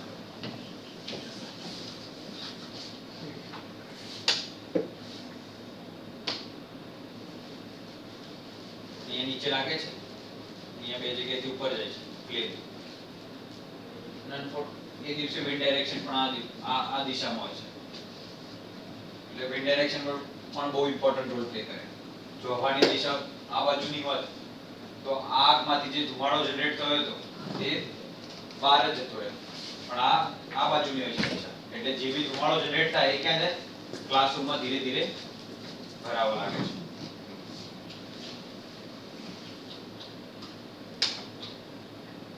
આમાં જુઓ તમે તો ખાલી ફ્લેમ છે, ખાલી બે જગ્યાએ દેખાય છે આપણને, એક નીચે ને એક અહીંયા ઉપર. બીજે ક્યાંય ફ્લેમ દેખાય છે આપણને? બીજું બધું શું છે? જેટલા બી લોકો મર્યા શાના લીધે મર્યા? ગુંગળામણ થવાના. ધુમાડો ઇન્હેલ કર્યો, એનાથી ગુંગળામણ ઓક્સિજન ના મળવાના લીધે એ લોકોનું મૃત્યુ થાય છે. તો ફોર એક્ઝામ્પલ કોઈને ક્વેશ્ચન થવો જોઈએ જે કે સાહેબ આપણે ફસાઈ ગયા હોય આવા એટમોસ્ફિયરમાં, તો આપણે શું કરવું જોઈએ? એ ક્વેશ્ચન થવો જોઈએ ને તમારા પાસે. હવે આવા એટમોસ્ફિયરમાં આપણા ઘરમાં આગ લાગી, ઓફિસમાં લાગી, કે ક્યાંય બહાર ગયા ત્યાં આગ લાગી, તો આવી સિચ્યુએશનમાં આપણે શું કરવું જોઈએ? કોઈ કહી શકે? પાણીનો ઉપયોગ ધુવાળો કરવા આપણે નેપકિન કે ગમે પાણી સાથે રાખીએ તો એ ઓછું. Yes, very good. કેમ કે ધુમાડો છે ને હવા કરતા હલકો વાયુ છે, એટલે ધારો કે આગ લાગી તો ધુમાડો ઉપર જશે અને ઓક્સિજન 2 થી 3 ફૂટ સુધી નીચે ઓક્સિજન રહેશે થોડું. એટલે તમે જો ફસાઈ ગયા હોય ક્યાંક તો બહાર નીકળવા માટે ઊભું થઈને નહીં જવાનું. ઊભા થઈને જશો તો તમને સીધો ધુમાડો તમારા શ્વાસમાં જશે, તમારા શરીરમાં જશે. એટલે ક્રોલિંગ કરીને નીચે સૂઈ જવાનું, ક્રોલિંગ કરતા કરતા બહાર નીકળવાનું, જેથી કરીને આપણને ધુમાડાનો એક્સપોઝર ઓછો થાય. કેમ કે ગ્રાઉન્ડ ફ્લોર ઉપર ઓક્સિજન રહેશે, જે બી ધુમાડો છે ક્યાં જશે? ઉપર જશે. બરોબર. બીજું, જો તમારી પાસે રૂમાલ હોય, નેપકિન હોય, તો એને તમે તમારા મોઢા પર બાંધી શકો છો, જેના લીધે ધુમાડાનો એક્સપોઝર તમારા શરીર ઉપર ઓછો થશે. અને હજુ જો પાણીની પણ વ્યવસ્થા હોય તમારી પાસે, તો રૂમાલને પાણીમાં પલાળી દેવા અને પછી પહેરવા, જેથી કરીને 2 થી 5 મિનિટ તમને વધુ મળશે એ એટમોસ્ફિયરમાં સર્વાઈવ કરવા માટે.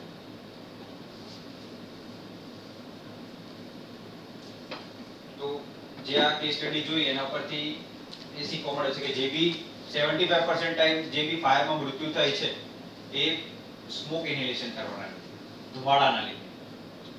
ઓકે, અને 25% લોકો જ જે એક્ચ્યુઅલ ફ્લેમના કોન્ટેક્ટમાં આવ્યા હોય એમનું મૃત્યુ થાય છે.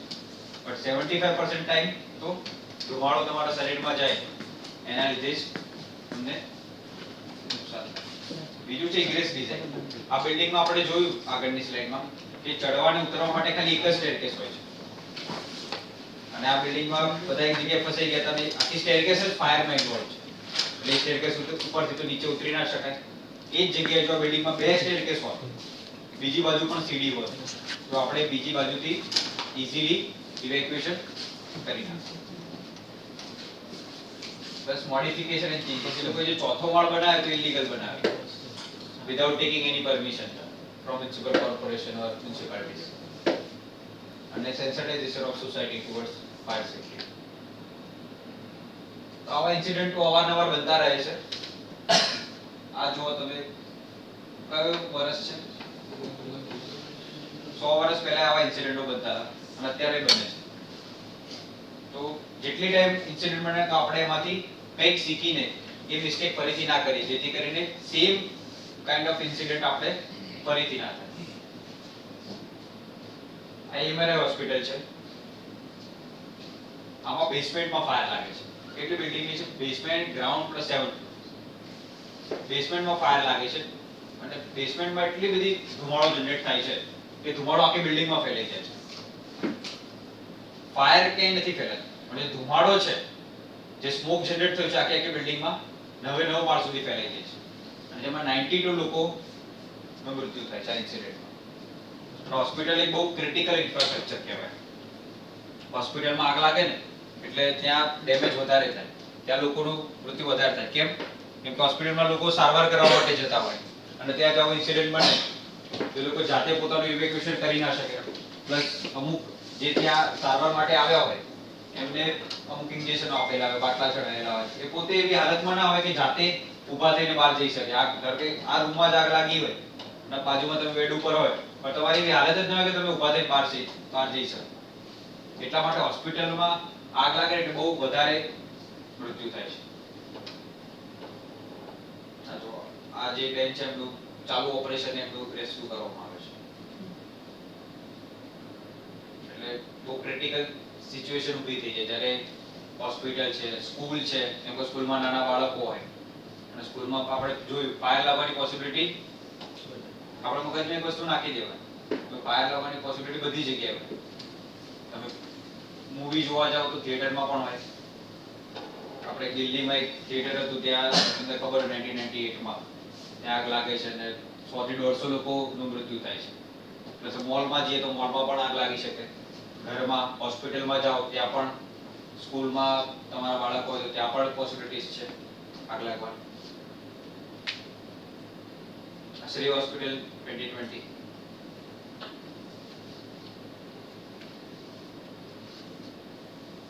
તો આપણે ફાયર એક્સટિંગ્વિશમેન્ટ શીખીશું કે આ કલરના બોટલ તમે જોયા હશે. કોઈને આનું એક્ઝેક્ટ નામ ખબર છે અને શું કહેવાય? આ લાલ કલરની બોટલ છે એનું એક્ઝેક્ટ નામ શું છે કોઈને ખબર છે? કેટલા લોકોએ જોયેલા છે? કેટલા લોકોએ નથી જોયા? કે ક્યારે નહીં જોયા? ક્યાં જોયા હતા? કોઈ કહી શકે? નહીં, તમે ક્યાં જોયા? ઓફિસમાં તો સર બહાર જ છે આપણે તો. હા, યસ, વેરી ગુડ. આપણે બહાર જ જોયું તમે તમારા ઓફિસમાં જોયું, તમે ઓફિસમાં તમારે બધે આ છે. કેટલા છે કોઈને ખબર છે નંબર? દરેક ઓફિસમાં નહીં, ત્યાં તમે તમારી ઓફિસમાં 2 છે. 4 છે. 4 7 એટલે જેવી બિલ્ડિંગની સાઈઝ જેટલા એક્સટિંગ્વિશર. કેટલા લોકોને ઓપરેટ કરતા આવડે છે? That is important. आवड़े वेरी गुड. चलो कितना आपने टोटल पार्टिसिपेंट कितने? 24 में से सिर्फ 2 लोगों को आता है एचटीएमएल ऑपरेटर. આપણે રોજ જોઈએ છે કે ભાઈ આ લાલ કલરનું કંઈક પડ્યું છે. આપણને એવું ક્યારે થયું કે ભાઈ આ શું છે, આને એકવાર જોઈએ શું શેના કામમાં આવે છે?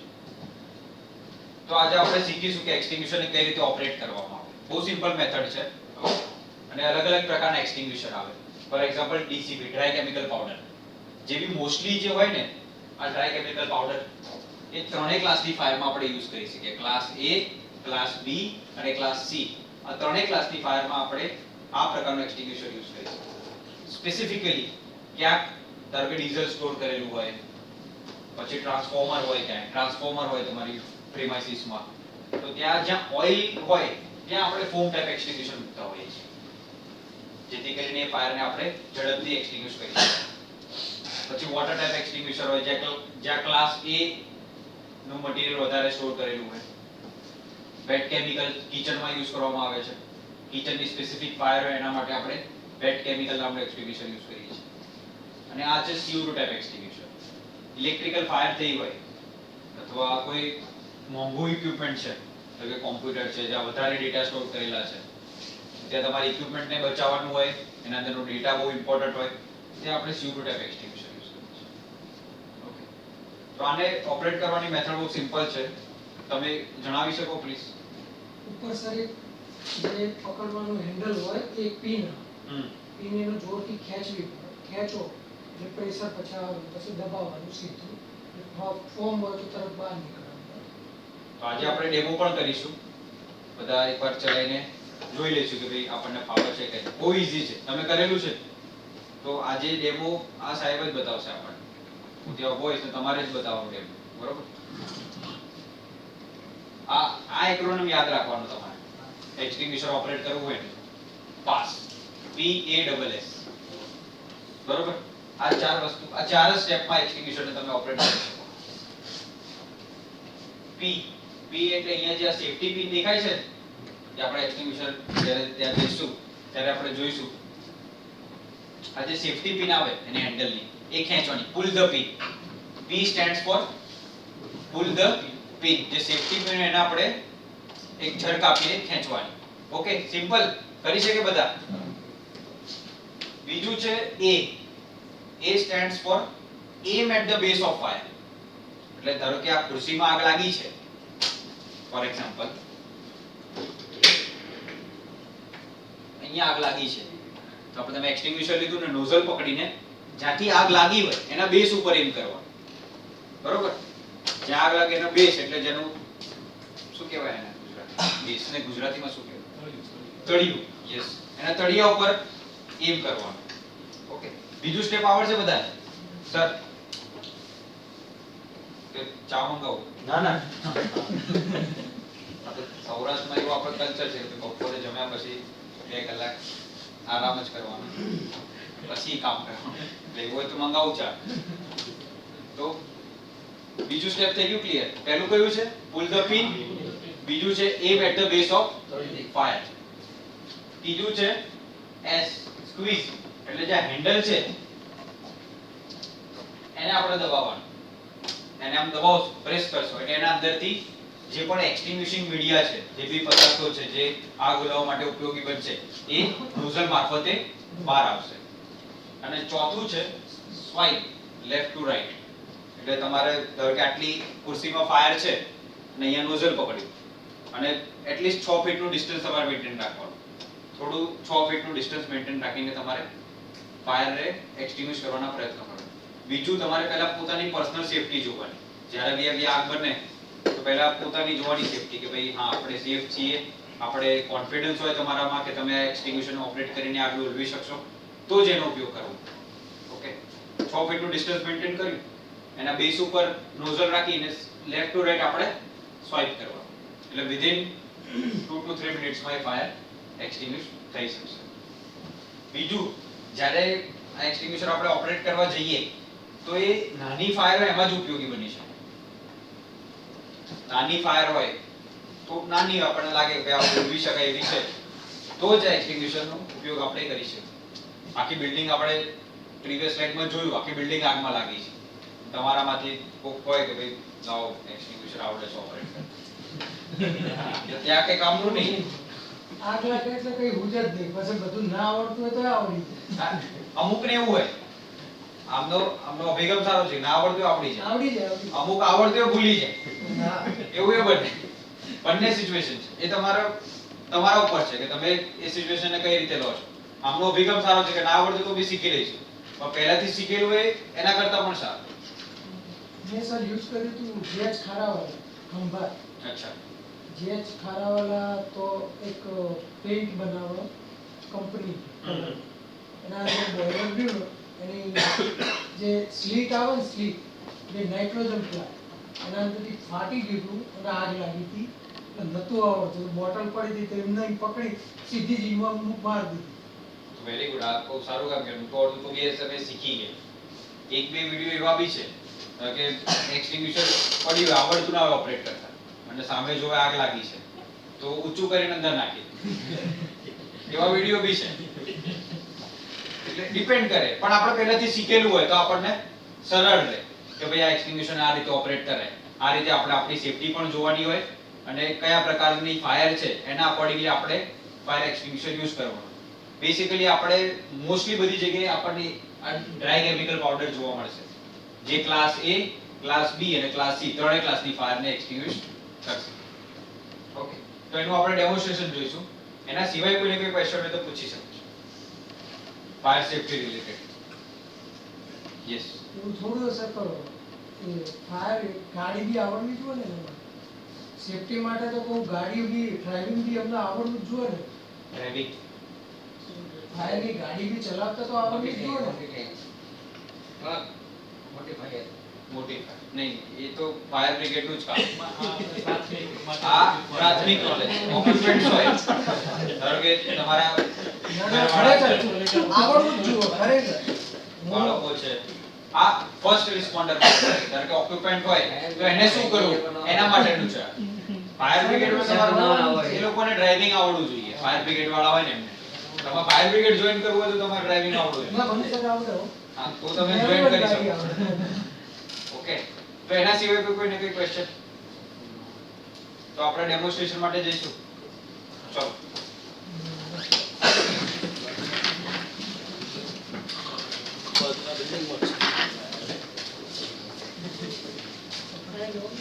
हाँ यार, यहाँ रख दो आपका सामान, यही जाना है पीछे।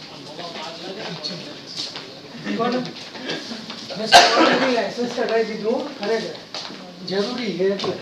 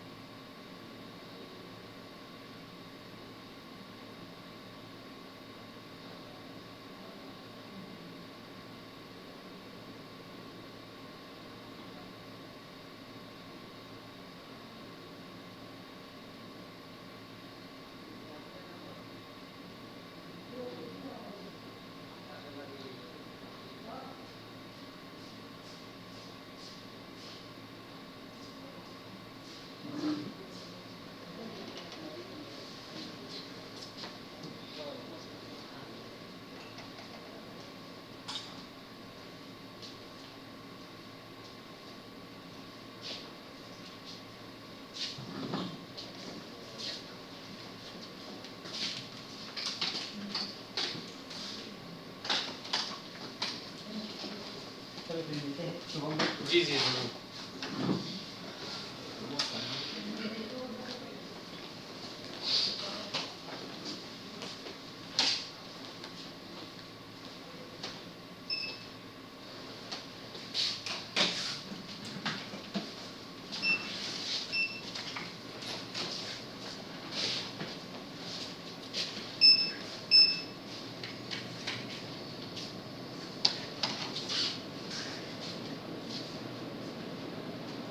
आपके व्हाट्सएप ग्रुप में एक लिंक शेयर की थी, 2 लिंक शेयर किए थे अलग अलग जगह, वो प्लीज अब फिलअप कर दीजिए।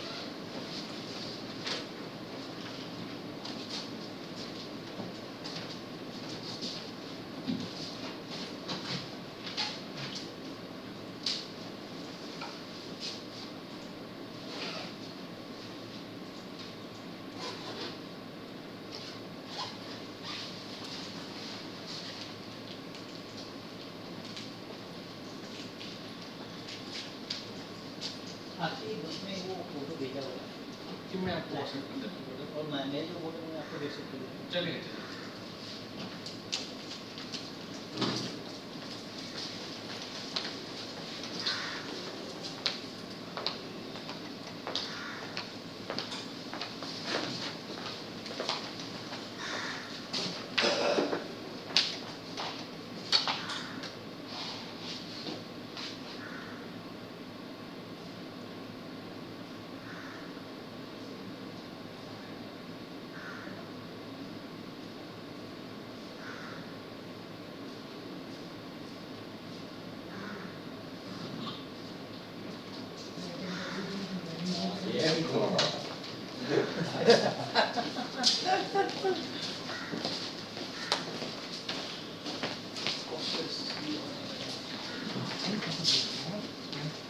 आपके ग्रुप पे जो लिंक शेयर की गई थी पोस्ट और फीडबैक की, वो प्लीज आप जल्दी से भर दीजिए।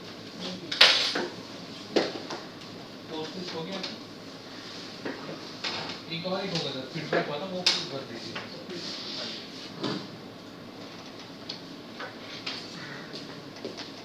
पोस्ट टेस्ट आपके प्री टेस्ट के जो क्वेश्चंस थे वही हैं, फीडबैक है आपका, फीडबैक हम के हिसाब से फिर नेक्स्ट प्रोग्राम में चेंजेस लाते हैं।